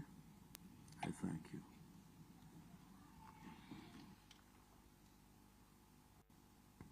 Honorable Medad Lubega Segona, thank you so much. The MP Busiro. Very important. I actually thought you would also highlight, you touched on it, as a practicing advocate, representing interests of those who come to invest here. You deal with them on a daily basis. You now will be required to register, to get certification. Yes. Yes. Ordinarily, you are going through what actually you go through to get a certificate from law council. Now to get it from minister in charge of internal affairs. And of course, you are an agent of foreign interests, Medad Lubega. By no, I thought you'd highlight that. Very important. So, and that is clause 14, 15, 16, 17 with regards to practicing advocates. I know law council, when they appear, they'll have to talk about it. But thank you. The learned Attorney General and the Minister are ready to respond. Honorable Kahonda, then I come to you, Honorable Museveni. Yes. Thank you, Chair. Chair, I have about 2 issues to put forward. One, I think someone raised this issue, but I want to add my voice to it. On the definition of a foreigner. When you look at A is a non-Ugandan citizen, B, a Ugandan citizen residing outside Uganda. Attorney General and the Minister, can you elaborate more on this? What qualifies a Ugandan to be declared a non-Ugandan? Is it by simply traveling outside the country, does it qualify that person to be a foreigner? And if not, what activities should one be involved in to be regarded as a foreigner? And then 2, an international or multinational organization. We're aware that we have multinational companies, the MTNs, the banks, that are carrying out activities here in Uganda. And this has effect on both economic and job creation. Many Ugandans are working for those multinational organizations, and they are earning a living there. We are earning foreign exchange through taxes and any other. What is the effect of this bill to this? Thirdly, Mr. Chairman, on F, the bill goes ahead to say that a foreigner is any person, institution, or body that the minister may, by statutory instrument, declare to be a foreigner. To me, here is, it's as if we are giving the minister excessive powers. Any other day, General Tafire can develop a quarrel with Kahonda, and he declares Kahonda a foreigner. We should be clear on this. That is giving a minister excessive powers. Mission on experience or I'm just giving it as an example. And lastly, Mr. Chairman, let's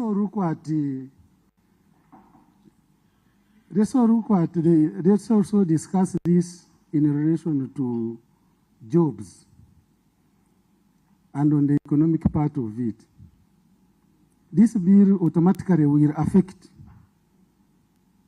the funders from getting involved in some of the activities, because the activities, most of them, are not clearly defined, apart from the fighting against the national policy, and the interests.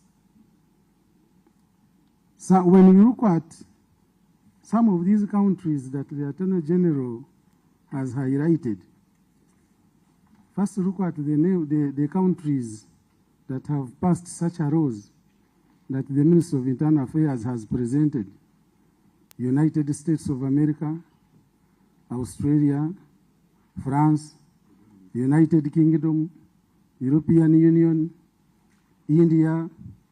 Then Attorney General has gone ahead to add China, Russia. The interests are different from ours. For them, they don't need aid. Look at our budget. What ratio? I thought the Attorney General clarified that aid or any other funding is not part of this scope. But you see, the objectives, the bill talks about the aid, especially this one that comes to government. They are now qualifying government not to be an agent, not to register. But they want someone who is dealing with them to register. That means they want monopoly. They are not stopping you from getting money from, but they want you to register and declare. They get permission. Mr. Chairman, we are talking, the money we are talking about is about 5 trillion that comes to our national budget. And the jobs we are talking about is about between 20,000 to 50,000. These are Ugandans being employed by these multinational organizations. And the qualification for registration, by the way, to renew the registration, the certificate will be issued for 2 years. It expires. And we have organizations that have been employing Ugandans on a contract of about 5 years. That means they will no longer be qualifying to get the contract for 5 years. If they don't renew. If they don't renew. Of course, that is the effect. So, Mr. Attorney General, I just wanted you to give more light on those issues I have raised regarding the proposals. Thank you. Thank you. Honorable, our own Museveni now. Honorable Museveni William. Thank you, Chair. Okay. Actually, I don't know what we can do, but to make our work easy. Yes. I think there should be, before we tackle this bill, if there was like an audit report of our existing laws, there will be no requirement for this bill. With regards to? Because if you look to the laws, there's nothing new we need to tackle than amending the existing laws. Because this law has caused a lot of noise in the community, not only in Uganda, but even outside the country. It makes the law look awkward, as if there's a hidden agenda. And if we talk about the selective activities, which examples do you give here to convince me when I'm here to know that this law is good, really I should support? And if we will have Money Laundering Act, we have the NGO and others. If they are tackling the same problem, why can't we amend and we combat what you intend to bring in this bill? Information, Mr. Museveni. Can I give you information? No, information allowed. Pardon? is Honorable Museveni. Thank you. Yes, Honorable Yoweri Museveni. Excuse me. Honorable Anya. Yes. You're on record. Is Honorable William Museveni. Okay. Not Yoweri. You're right. Thank you. Mr. Chairman, I would like to inform Honorable Yoweri. As I stated earlier, this law is targeting very few individuals. And looking at the other paper now, you clarified. Yes. It means by this week or next week, the law will be passed. Aware that one of the opposition leaders now is out of the country, and government assumes that the opposition leaders who is out of the country may come back immediately, and he may lobby huge amount of money. And what the government is fighting for, by the time Bobby Wine arrives to Uganda, the law should be in place. So you are targeting very few individuals, which is very wrong. Honorable Anya, I want to give. You were given permission to inform, but okay. Thank you, Honorable Anya. Okay, Honorable William, conclude. Thank you, Chair. Maybe with the definitions of where Uganda. No, I'm tackling another part from Olanya's information. I'm leaving it to all of us. Okay, okay. So, Chair, with the definition of a foreigner, where a Ugandan is declared a foreigner, I see it like this law is inconsistent with our constitution. If the constitution is saying otherwise and you are saying this, then it looks here we should be smart to tally it with the provisions of the constitution. Thank you. Honorable colleagues, you have a chance. This is just a proposal. It's before you. So we can't crucify the Attorney General. We can only make it smarter. I agree with you. It's a proposal, only that it's ugly. Yes, we can make it smarter. That's why they are here. Honorable Chiwanuka, then I give... okay, thank you. And particularly if you point us to a clause, it helps our work. Thank you, Honorable Chair. Honorable Chair, I'll directly go to the schedule attached, specifically the countries which the Minister and the annex to the presentation of the learned Attorney General, right? When you look at the countries, Honorable Attorney General, Kazakhstan, Kyrgyzstan, Georgia, Russia, China, Hungary. These are countries which are well known to be autocratic. And specifically when you look at the laws which were passed. Honorable, you gave us a list of about 14. Yes. The rest. Are you saying all of them? The rest, they are in two folds. Or you... those ones which I have you're mentioned. Being strategically selective. Those which I have mentioned. Yes. They are autocratic countries, well known everywhere, even in Uganda here. The rest, like France, United Kingdom, USA, these are economically well. They have done to their best and they have uplifted themselves. They less need the support from outside. Specifically, when you look at the law of foreign agent law in Russia, it was specifically targeting engaging in political activity while under the influence of the foreigner. Specifically, it is targeting in that area. And when you look at the law in Georgia, it was targeting the NGOs and the media. And in Hungary, foreign-funded NGOs, media and researchers. Kazakhstan, that one. NGOs receiving any foreign funding, they are specific. On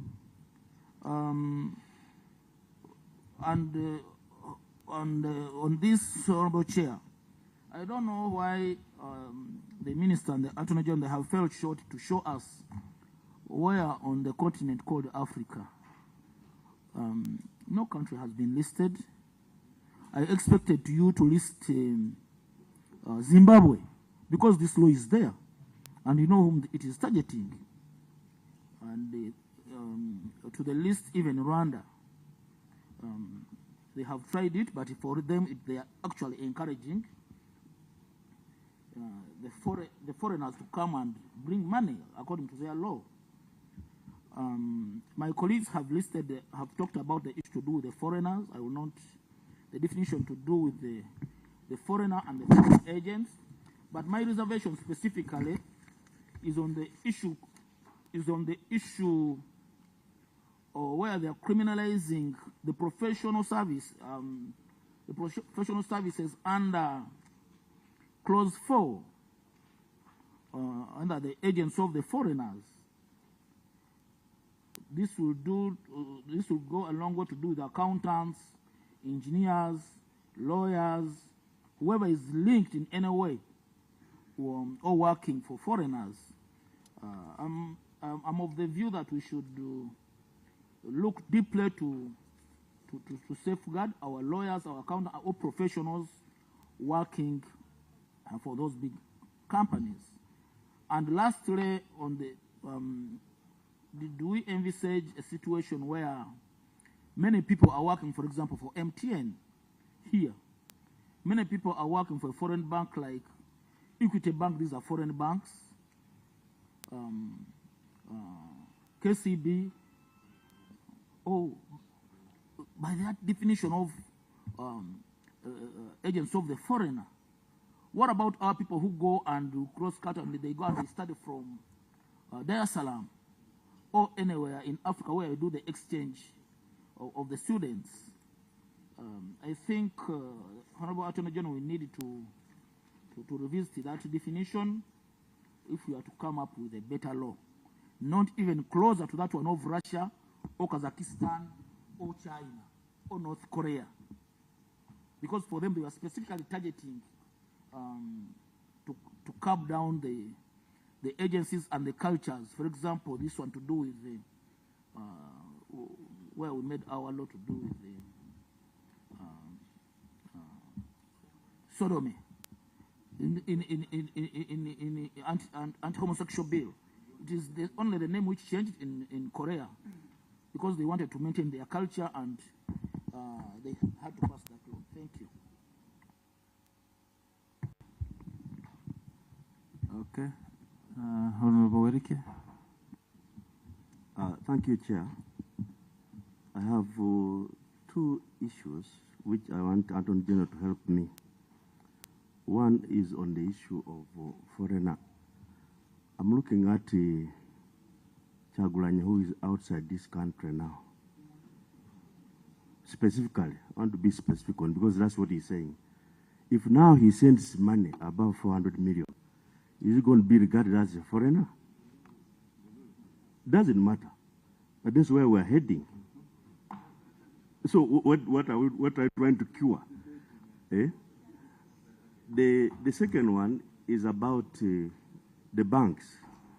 I am aware that Bank of Uganda, each time you are getting money from any foreign person, whatever, they always seek for explanation where these funds are coming from, and you provide that evidence, even if it's more than 400. Is this not going to be a duplication, or for you to run it this way, go and look for the minister, then go and run to the bank? So where are we going to belong in that regard of banks clearance and the issue of Minister of Internal Affairs? And beyond that, I see you here capping that anything beyond 400 million or whatever, you will always keep asking. A practice which I don't see any foreign institution doing it. I've shown you where I'm going to put my money. Why should I keep coming to you because you're saying this permission applies for a period of 12 months? I'm doing my project, whatever it will be, but the banks doesn't do such a practice. Why do we do this capping in this kind of line?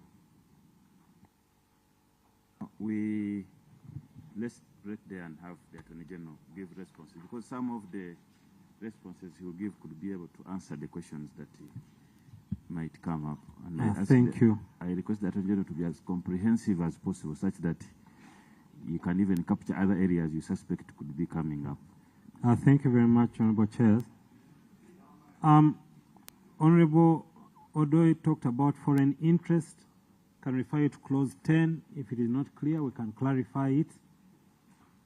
But we are happy to include a definition of foreign interest, but we thought that clause 10 was saying that any function with the aim of promoting foreign policy in Uganda, that has not been adopted as policy by cabinet, but we can define it. We can take it to clause 1 and define it better. Foreign agent being a spy, it could be a spy, it may not be a spy. I don't know. Honorable Keo. May I seek clarification? Are there policies and activities that the cabinet has approved so that we could know? Because anything that has not been approved and adopted by cabinet would constitute an offense. So we need to know which ones are those that you have Anything adopted. that has not been adopted by cabinet is not government policy. So anything, if I act outside that, I'm breaking the law? Yes. So where are those that you have adopted? Pardon? Where are those that you have adopted in Every honorable member, I think every year you receive a ministry policy statement from almost every ministry. If you look at that, it will normally tell you about the policies in that ministry. Those are normally adopted by cabinet. Mr. Chairman, why I want the Attorney General to be clear.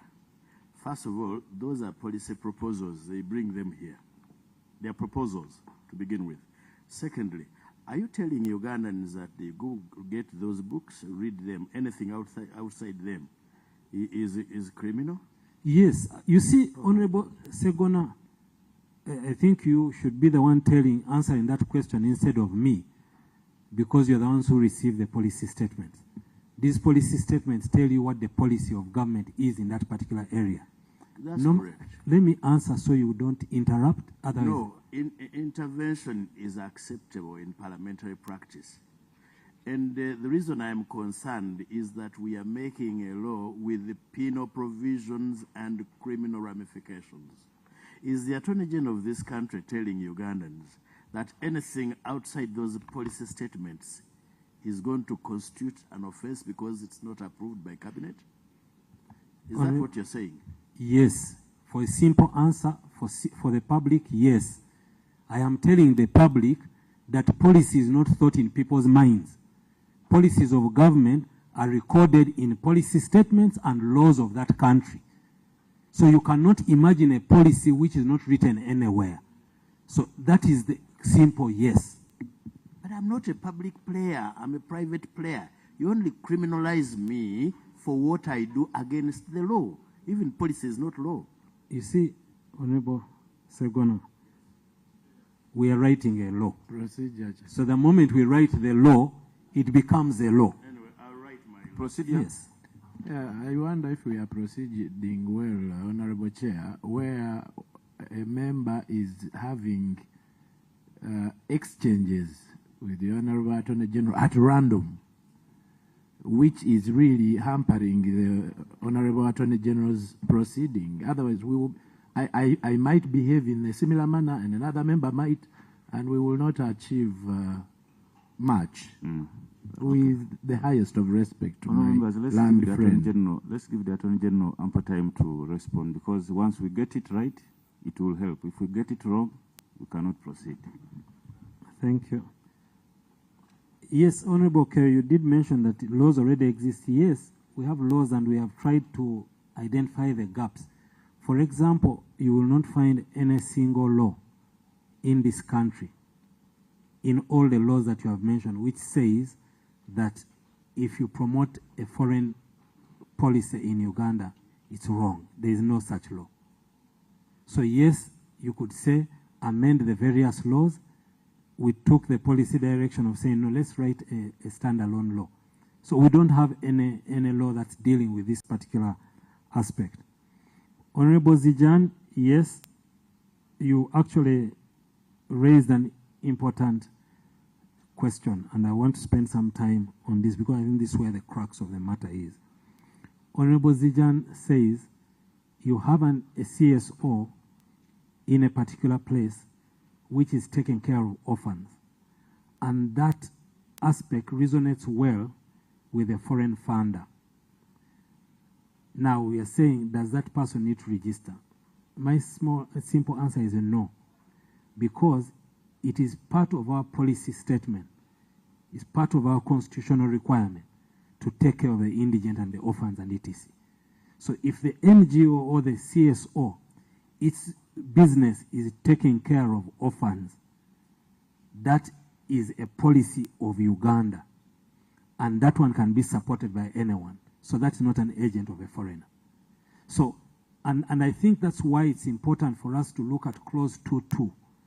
Now, and I think what we are saying here is that all the CSOs can do whatever they want to do, but what they must be doing is supporting a policy that exists in the country.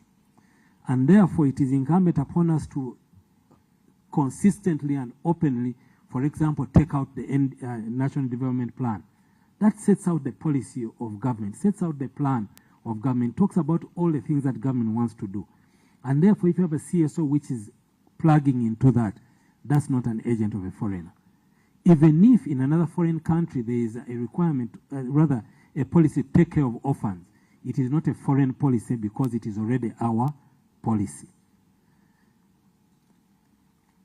So what I'm saying, once the cause is aligned with government policy and government plan and is getting funding for that, that person is not an agent of a foreigner and does not need to get any registration. Honorable Sauda, yes, there could be corruption. Mr. Chairman, let me get clarification on that. That point you mentioned is very important. You stated clearly that so long as it aligns with our policy, and one of the policies of Uganda is promotion of democracy. If I am going outside the country, lobbying for funds to contest as the president of this country, let me hope I am not supposed to register, because it is our policy to promote democracy. Yes, but clause 2.2 has told you, in the promotion of your democracy, in the promotion of your democracy, you should get the promotion of the democracy. Yes, you can get some support from outside, but much of the support should come from Uganda. So, promote democracy. This time I'll help the Attorney General. Actually, the answer lies in 2.2a. If what you're going to promote is engaging in political activities in Uganda for or in the interest of a foreigner, you go to General Tafiri for permission. Yes. A quick one, Honorable Chair. Actually, what in line to what Honorable Zijan stated, I wanted the Attorney General to be clear. Faith-based organization. I remember when we were making the NGO amendment, we were very clear. Where does it leave the faith-based organizations? Thank you, Honorable Keyo. That's are exactly they catered for? Are they not covered in the law? So, and that's we'll leave that to the committee. If you think it is okay for faith-based organizations to participate in politics in the interest of foreigners, the committee has the power to allow them. Because you see, this act is talking about specific activities which are not for faith-based organizations. But if the committee thinks that is perfectly fine for a faith-based organization to participate in politics in the interest of a foreigner, we can exempt them. Now, what I'm saying is that these faith-based organizations are already exempt from this law because for them they don't participate in politics. They don't solicit money for the benefit of the foreigners. If they do, well, what we are saying here is, for me, the faith-based organization that I know doesn't do it. So, pardon? I'm asking whether, so, I mean, I think now you've clarified that this is purely political. It is political, if social. The faith-based organizations are going to solicit for funds in the interest of foreigners, then they can. If the politicians are, then they cannot. Is that No, what, what we are telling you is that the law as it is written now, even faith-based organizations should not solicit for funds for purposes of supporting a foreign policy here.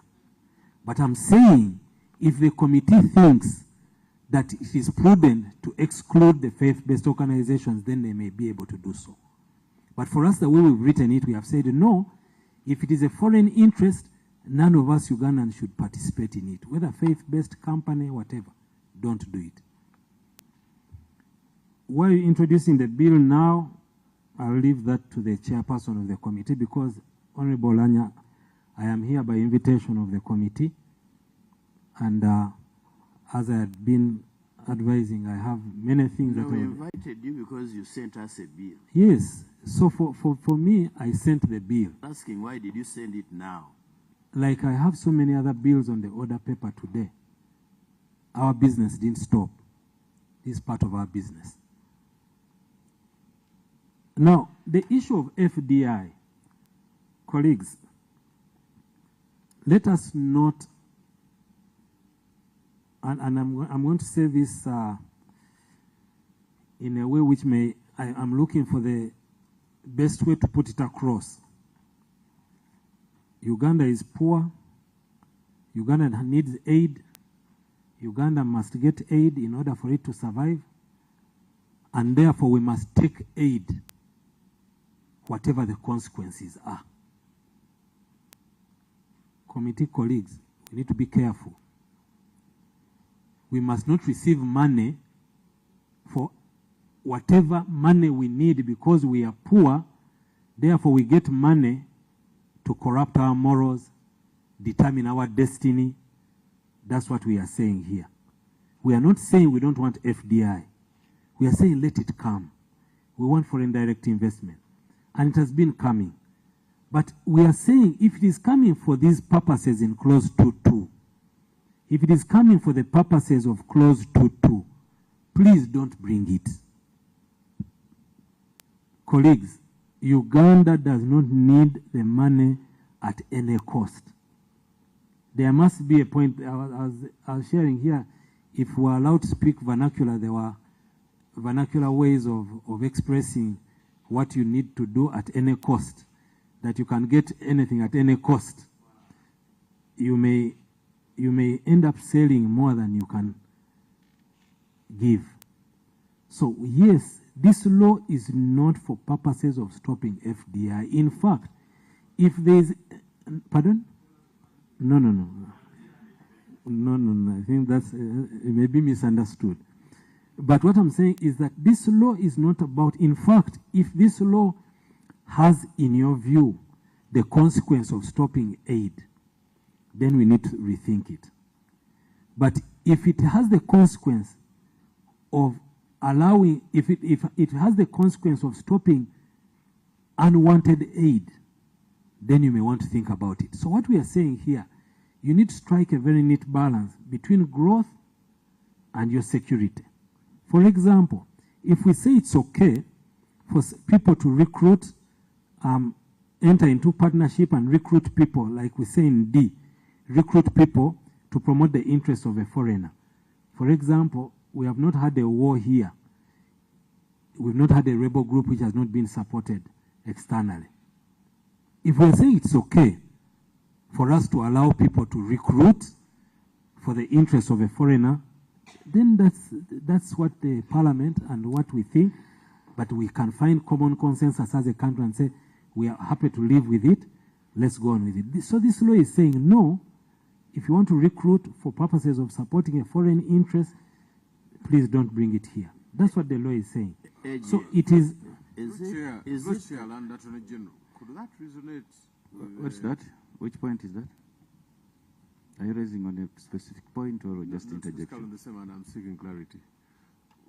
if we're talking about the ceiling on the 20,000, on the 400 million shillings, couldn't that resonate with the fact that we do not go blanket and say anyone receiving more than this money should first get authorization from the minister, and then look at specific persons or characters who are prohibited from receiving any money for, and not make it blanket. Like for someone who is an architect working with a Saudi company, working with a UAE company, who's just doing an ordinary day-to-day job and is earning over and above this much. If the intention is not to curtail anything and everyone. Okay, I'll go to, I think that question was raised and I think you're repeating it. Let me get to it. I think this was Honorable Kahonda raised this question. Excuse me, Mr. Chairman. Mr. Chairman, I really feel before Attorney General leave that point, we need to understand well what the foreign interest is.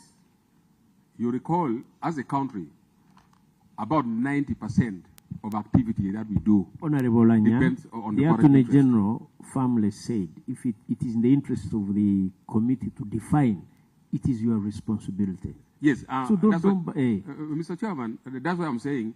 It has been given to you. Mr. Chairman, you wait first. His explanation is dwelling majorly everything was referred on foreign interest. Aware that we are dwelling majorly on foreign interest. For example, the World AIDS Organization, we have the foreign interest of stopping the spread of HIV by 2031. We have the foreign interest in promoting quality education. So what is your point? All our interests are foreign.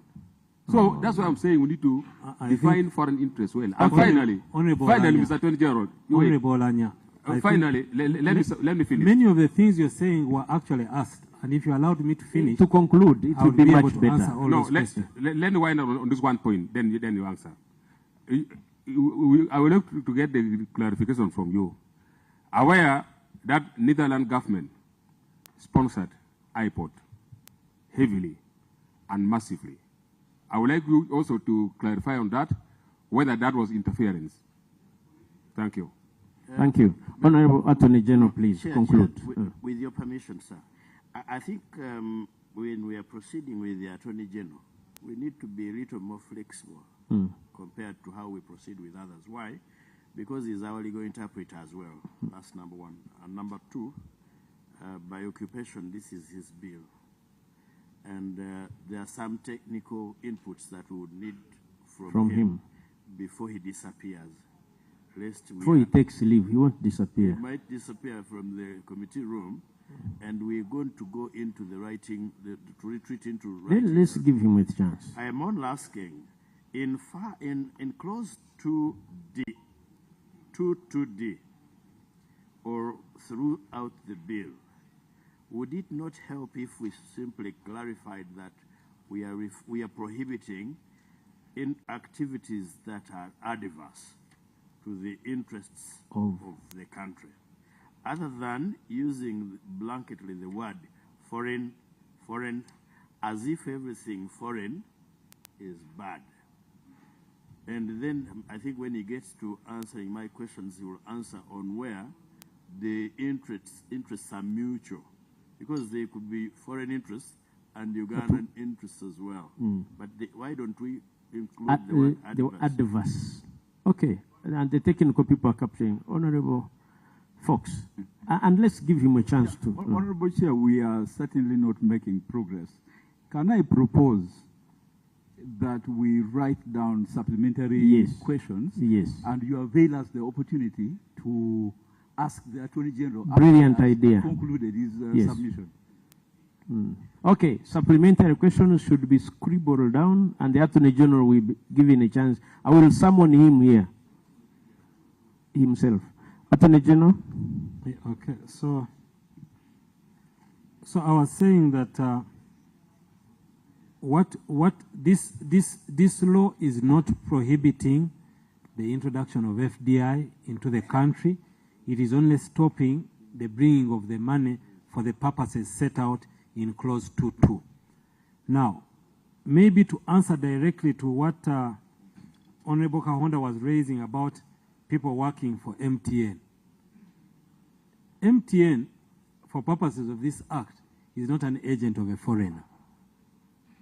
MTN is a foreign company registered in Uganda. But for it to be an agent of a foreigner, they must be doing these things in clause 2.2. For example, if MTN decided to use its profits, if MTN decided to use its profits to engage, pardon? To do what? To build schools. So if it is, and you know government is also engaged in building schools, so that's government policy. There's nothing wrong. They don't need to register. They don't need to report to anyone. They are participating in government policy. But if they did any of the things that are here in clause 2.2, that's where the problem would be. So let's not confuse foreign entities with agents of a foreigner. Agent of a foreigner is defined specifically for this act, for the activities carried out in clause 2.2. No, my worry, Attorney General, you're only defining agent of a foreigner. Go back to your definition clause and see 1E, for example. And you're not saying it is restricted to this. Actually, you're saying under this act, the following are foreigners. E, an international multinational organization. Yes, so if the international organization, if you're doing these things in 2.2, you're prohibited. Even MTN, even the banks are prohibited from doing these things. But if the committee thinks that it's okay for the banks or the foreign companies to do these things in Uganda, the committee can say so. And say, no. It is okay for the foreign companies that are registered here because they employ people, they give them jobs, they pay a lot of taxes, they can actually work to overthrow the government. It's perfectly fine. But what we are saying, the foreign entity, whether you're a foreigner or an agent of the foreigner, you shouldn't do the activities in 2.2. I take your comment on clause 5.4 on definition of foreign interest. We thought clause 10 was sufficient, but we can look at that more to clarify what foreign interest is. On the issue of corruption, I do not think we can stop writing laws because we fear people will be corrupt. We have to write the laws, but since we fear that people will be corrupt, we put in the necessary safeguards to fight this corruption. On the issue of defenses, I don't know where I'll find the defense for theft, for example, in the penal code. But I'm going to look at that. I did not know that the laws write defenses for people, but I am now well schooled by the learned Segona that I should write the defenses to this law. But for me, and I'm going to go and look at it and see how to do it. Actually, the defenses are inbuilt within the clause, especially relating to mens rea. That's what I'm saying. The word intention. So if the person engages in political activities in Uganda for and on behalf of the interest of a foreigner, I think the defense there will say, no, I engage in this political activity not in the interest of a foreigner. It was in my personal interest, and that had nothing to do with that. That's the defense. But we can look at it and clarify it. Registration as a foreign agent, Honorable Segona says he doesn't see it happening. Well, if they don't register foreign agents after Parliament has written the law, and they do these things, then the law will catch them. Because we don't want foreign agents. But if they have to operate here, they should register. That's what we are saying.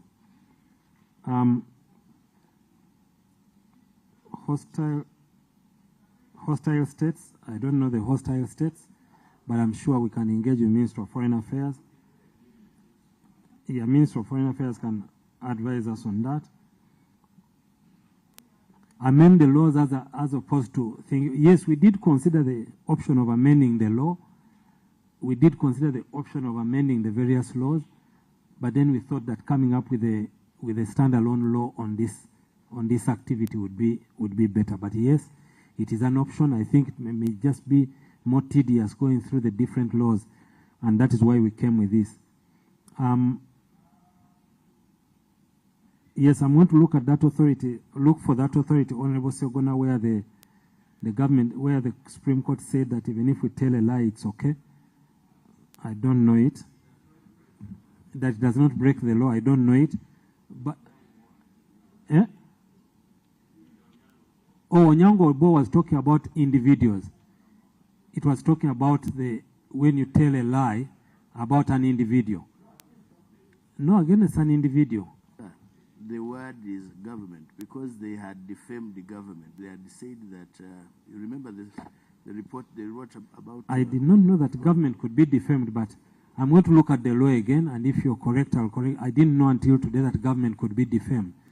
But I'm reading now, I haven't addressed my mind to that authority. What I understood from that authority is that libel, they were dealing with libel, and they were saying that if you do a libelous article about someone, it is not okay. It's okay, but I'm going to look at it.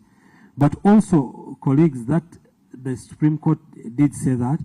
If it did, I don't know it, but I don't think it is correct for us to say that the Supreme Court wrote a decision in 2000, before AI, before social media, before what, and the matters that obtained then are obtained today. We are dealing with a totally different monster today. And the laws we are writing today may not have been thought about a couple of years ago. So, but we are going to look at it. Now, on the issue of practicing lawyers, for example, colleagues, this cannot affect a lawyer representing a foreign entity. But if the lawyer decides to come here in Uganda to promote the foreign interest of another which is not part of government policy, then that can be a problem. But when I'm representing a person in a commercial transaction, ordinarily doing my business, you're not at all affected, because you're definitely not falling under clause 2.2. So if you're doing business in your ordinary course of business, that's perfectly fine. This one does not affect you. Colleagues, it is extremely important, and I'm calling upon the committee to really spend a lot of time looking at clause 2.2, because clause 2 is under dealing with the application of this law. It is more dealing with the purpose. If you receive money for these purposes, if you receive money from foreigners for these purposes, then you will have a problem. If you receive money from a Ugandan to promote the interest of a foreigner, then you will have a problem.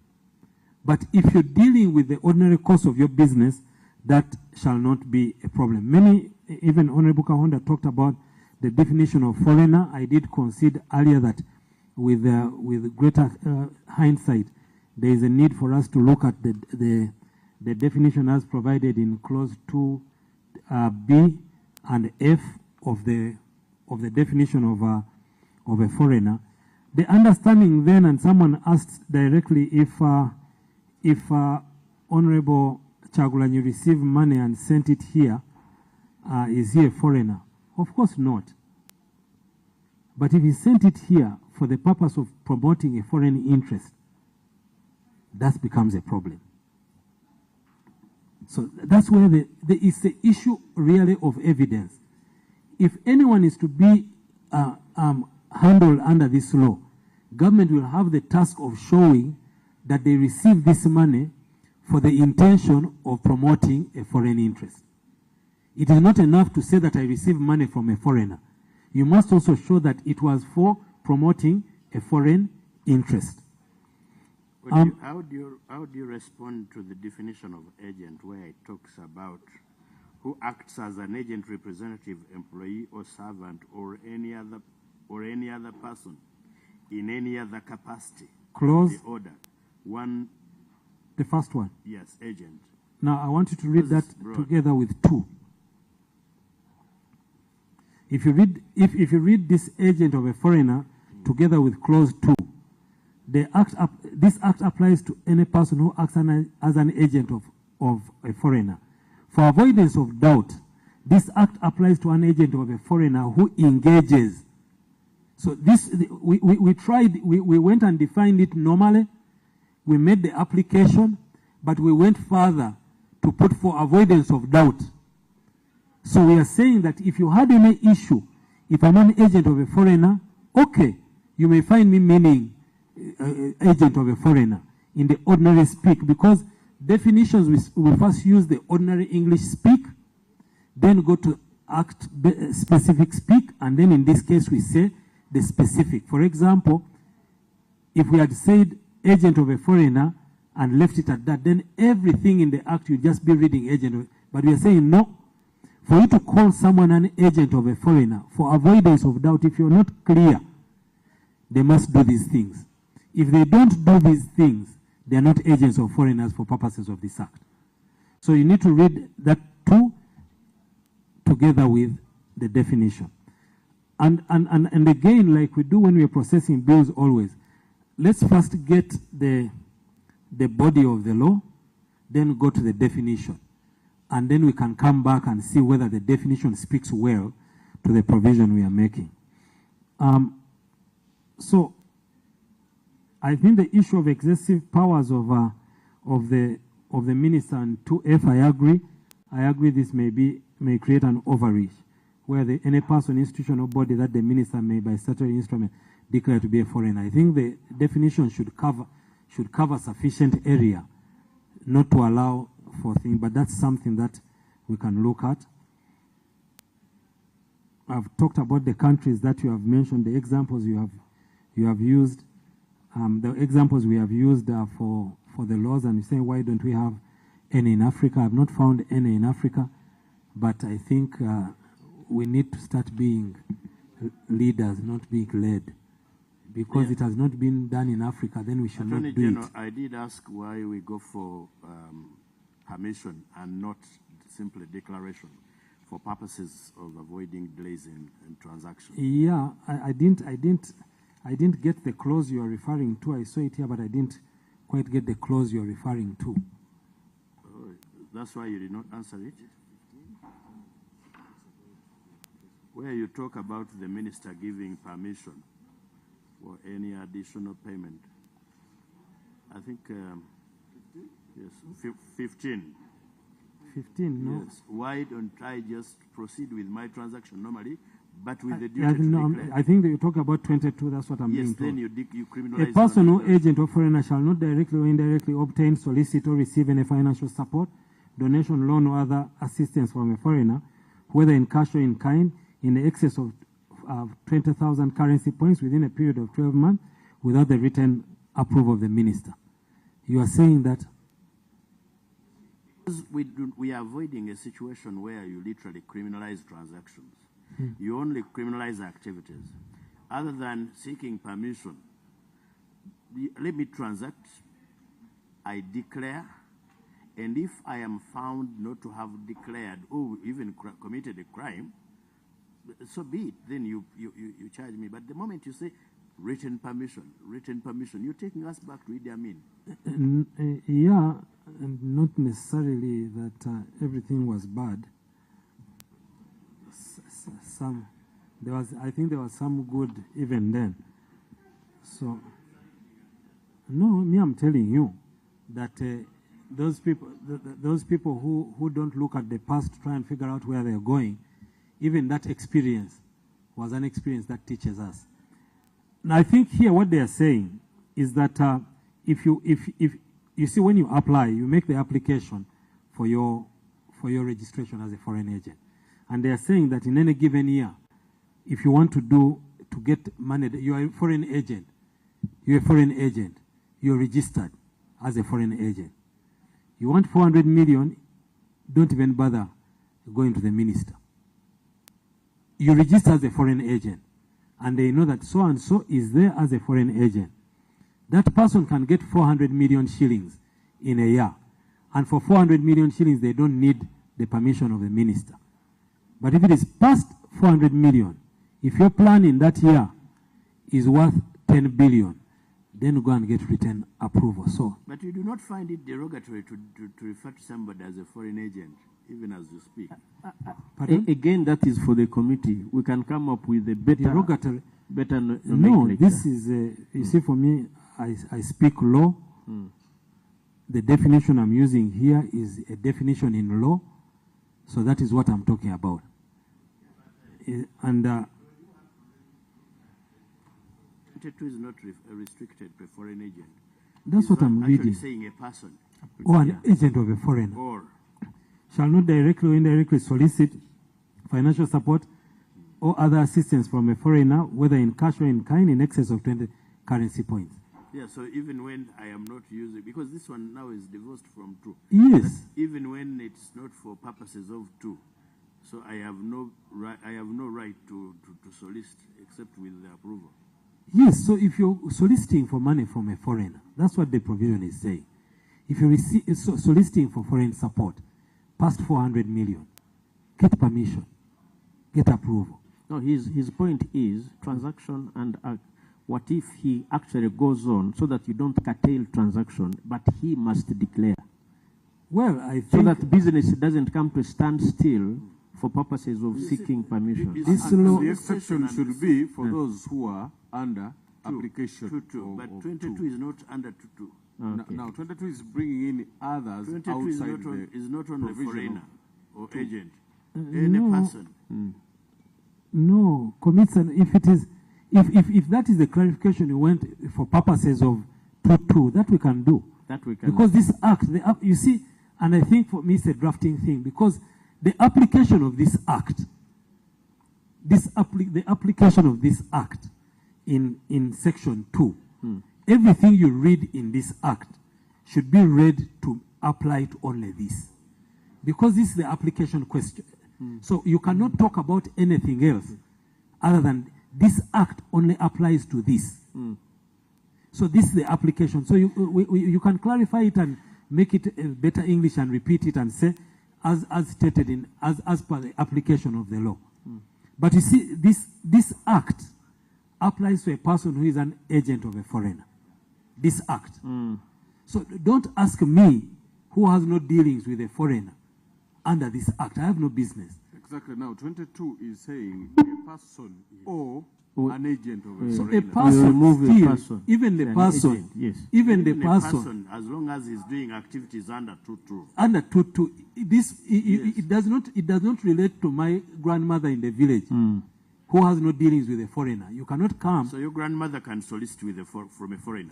My grandmother can solicit from a foreigner so long as they are not dealing doing activities under 22. Okay. I think it's, thank you. Go on. Are you concluding? No, the minister's powers, because you see, if you say that you should allow people to receive $1 billion, I don't know, I'm looking for words to use in English, but I can't find them. But I may be more expressive in Uganda. In Uganda, we're saying, you know, you're saying that you may try to cover yourself. Okay, having spent the whole night uncovered, at about 6 in the morning you cover yourself. You have not served any useful purpose. So if you allow all the money to be spent, and then the problem has already been done. Attorney General, so reporting tomorrow. The current practice is even when I'm receiving $200 currently, the bank will require me to declare the purpose and the source. So the question we are saying, or the issue we are raising is, supposing people, you do not restrict, because first of all, at the level of soliciting, but I've answered the question, Honorable Segona. I've told you my understanding of it. I've said you have said you'd rather let people receive until whatever amount, and they report after. Actually, so we are saying, if they are receiving money for purpose of recruiting a rebel outfit, then they declare after. Then they declare after the rebel outfit has been recruited. Well, fate accomplished. So we are saying that the declaration after may, No. Actually, contrary to what you think, and by the way, I should be understood well.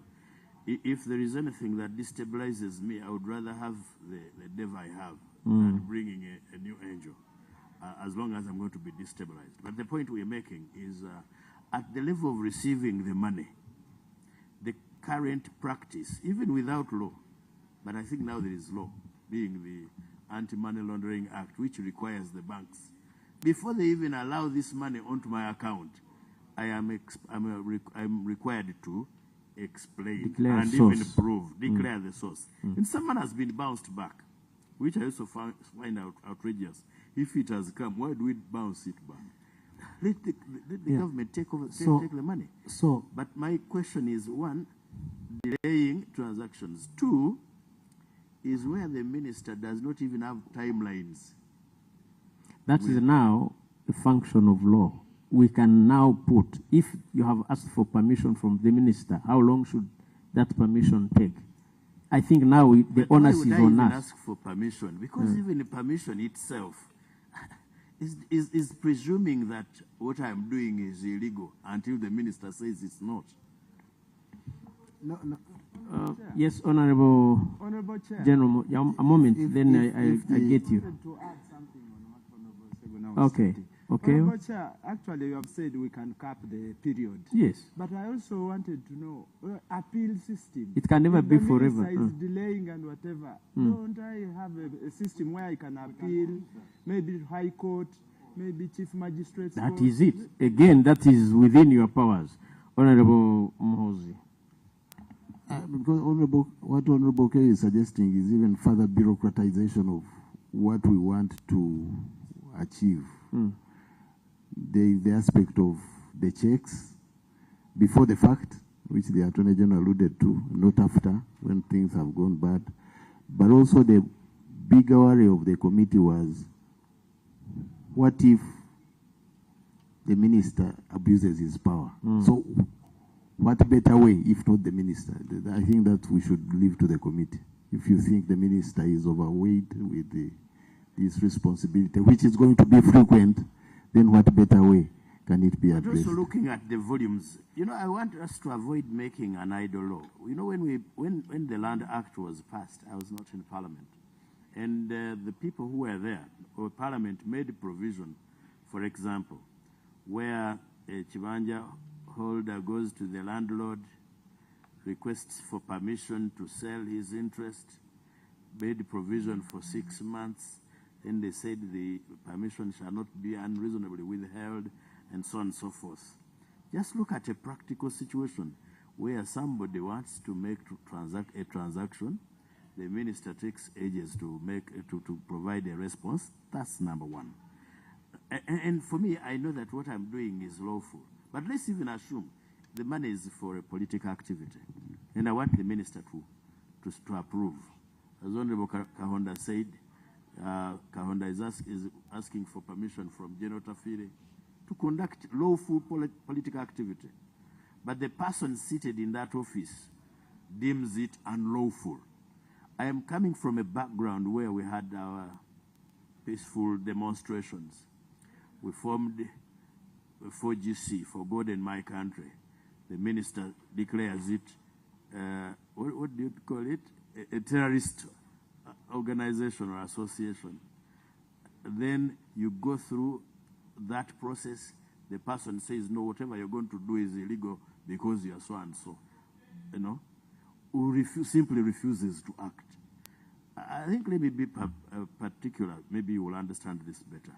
We have a colleague in town who wrote an article in the Monitor and said that his mother went to the Minister of Finance back then to request for permission to buy foreign exchange, take her husband for cancer treatment out of this country. She went there 3 times and she would be told the minister is not in good mood. The 4th time she enters, the minister got the papers and tore them, threw them in a dustbin without looking at them. I want to avoid creating a minister of that kind. Why do you insist What's on your that? proposal? My proposal is, first, let the money come. It will not be released because the practice is they will not allow it into your account. They will Banks not allow will it. not release. They will not. We can make a law to that effect. That's number one. Number two, we must also cap the minister's power and exercise of discretion. Within how long? Yes, Number that's three, now what we is. when you're talking about solicitation, at the time of solicitation, I actually do not know whether I will get this money. Because NGOs in this country write proposals. You're simply writing a proposal. You're now telling an NGO that it cannot even write a proposal. You understand? Because the determination of what will be foreign interest will be a decision of one person who is enforcing the law. Did you write this? In my interpretation, this was promoting a foreign interest. Anyway, I wanted to throw this to the Attorney General from a technical angle before we write our report. Tell us what he thinks about those views, because for me, I'm persuaded to think that you're bringing this law in bad faith. Convince me that you're acting in good faith, and then I'll give you a good law. No, I think for me, Honorable Chair, I've told you what I think. You may not agree with me. I've told you I do not think it is wise to let money come in and then deal with it after. But that I leave to you. That's what we thought. We thought it was not wise. We thought it was important to curtail. But what I need to tell you is that this law is not replacing other laws. This law is creating a category of persons to be addressed under this law. For me, what you want to do, I don't know how far more you would put the application of the law. Maybe we should put another clause 3, a clause 4, and say, for further avoidance of doubt. Because we have put for avoidance of doubt. For further avoidance. For further avoidance of doubt. And additional avoidance of doubt. The people who are not agents of foreigners will not be required to go to the minister. So, and you know why there is doubt to be avoided? It's because you cannot be trusted. Okay, I think we are making headway. Well, Honorable, at least, I'll give you a chance, Honorable. My appointing authority was trusted enough to be elected. So, okay, Honorable Fox. Honorable Chair, I want to invite the Attorney General to look at clause 28 2A to C. This is in reference to Segona's defenses. No wingile, a person who... The drafting here seemed to have captured some defenses. So can you replicate this when you are dealing with all the other clauses that create crimes? We are happy to receive the thing. We thought they were clear, but if they are not clear, we'll be happy to look at the proposals of the committee on how to make it clear. How to make it clearer. Yes, Honorable Lanya is saying the law is targeting very few people. Of course. The 50 million Ugandans are not all criminals. For example, we have the law on murder. It's not targeting all the 50... Including Golanya himself. Yeah. He's not. For now, like for you, we are not targeting you. But if you happen to do these things... But you see, the law is supposed to deal with a particular problem. And the problem is not for everyone. So not all Ugandans do this. And actually, the law also may deter others from doing it. So, yes, it is targeting a few people, and it will... The title of Honorable Lanya's PhD thesis is How to Scare the Balalo by Undressing. Honorable Chiwanuka said these are countries that are well known. I've said it. No country in Africa is correct. We haven't found any. He did refer me to clause 4 and say that working for foreigners, there's a bit of confusion there, I think, with working for a foreign company and working for an agent of a foreigner. The agent of a foreigner must fall under 2.2 in order for you to become an agent of a foreigner. But working for a foreign company in itself does not make you a foreigner. Working for a foreign company and earning beyond 400 million is not you are not within the criminal at all. You're working for a foreign company, working in a foreign country, receiving money from a foreign country is not a problem. But receiving money from a foreign country or a foreign person or a foreign entity for purposes of clause 2.2. That's the problem. Therein lies the problem. Okay. Now, lastly, we talked about mutual interest. Yes, if two countries share the same interest, we will not be interested in what the other country's interest is, we will be interested in what Uganda's interest is. So, for example, if both countries support education and you're getting money for education, we will not talk about the foreign interest of your funder working for education. We say Uganda supports education and therefore it is not a foreign. So where the interests and the policies align, there will be no problem. So colleagues, I thank you, and I hope and pray that you support the principle behind this bill. Where you think that there are areas that need to be clarified, clarify them. Please, let us not say today that it's okay to receive any money at whatever cost. Because this is our country and we need to self-determine what we need to do here. There's one point that I did not respond to.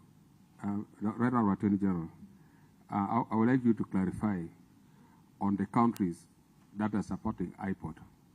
You remember I talk of Netherlands giving you support to IPOD.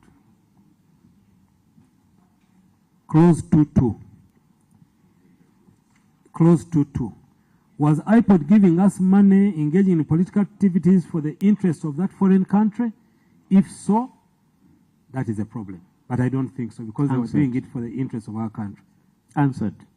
Thank you. Okay, honorable colleagues, I think we allowed the learned Attorney General to go to the House. Before he departs, Co-Chair. Attorney General, we had made a specific request that you consider giving us more time. What is your response to that? Well, for me, I'm available. I am a government employee. I am available so long as the time allows to come and support. But always, it is always good also to share any comments that you may have, any clarifications you may need from me. And we remain available. We will be here all day tomorrow, because there are even specific issues that have been raised to you. Some letters have been addressed to you, like the Bankers Association. I've responded to them. Here.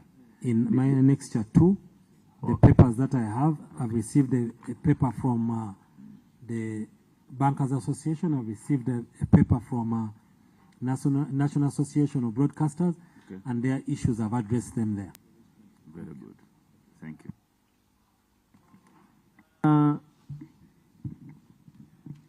Okay, Attorney General, you can take leave. I'll ask Honorable Medad Lubega Segona, Member of Parliament, Busiro, to escort you out.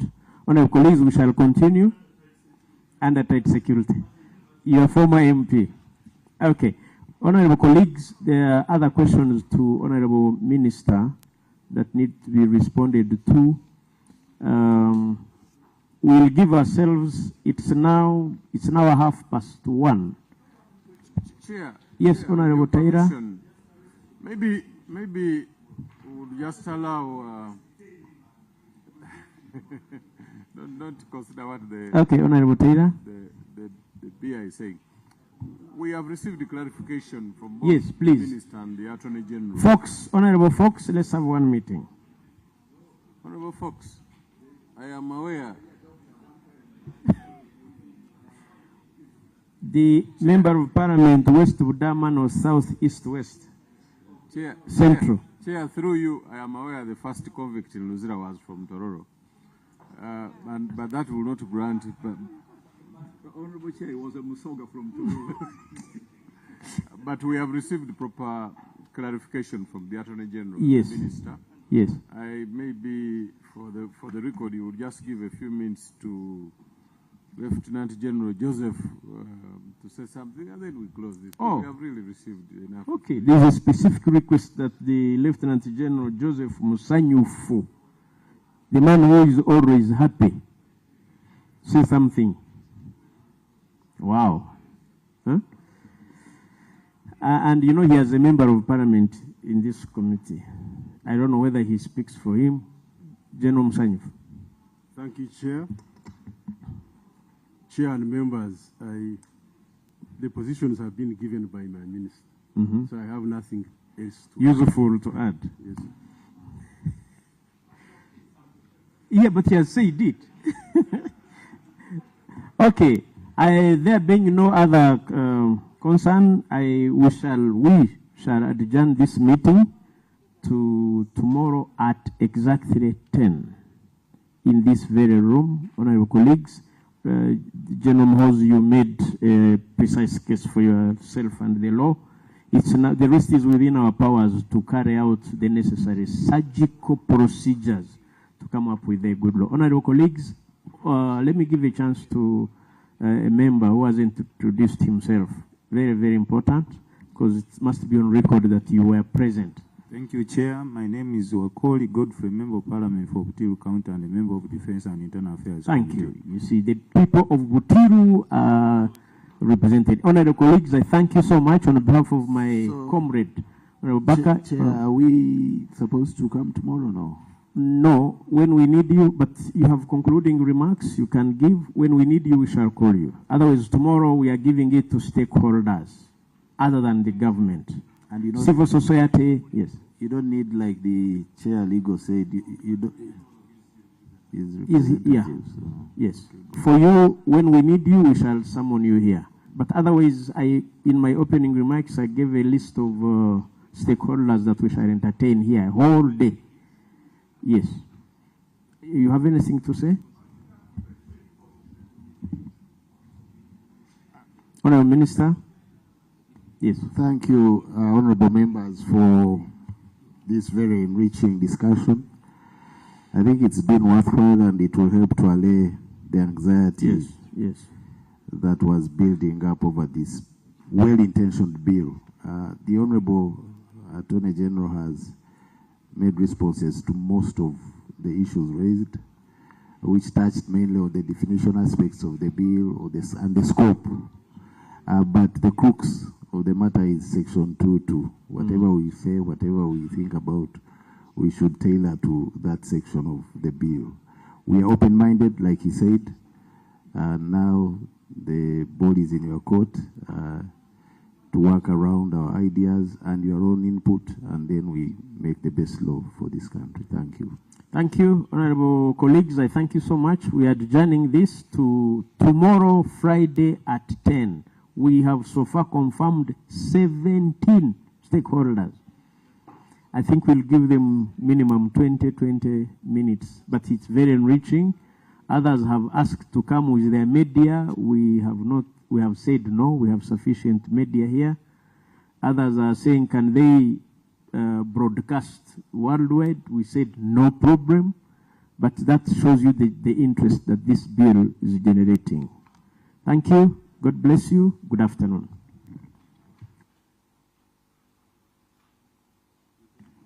The written memoranda.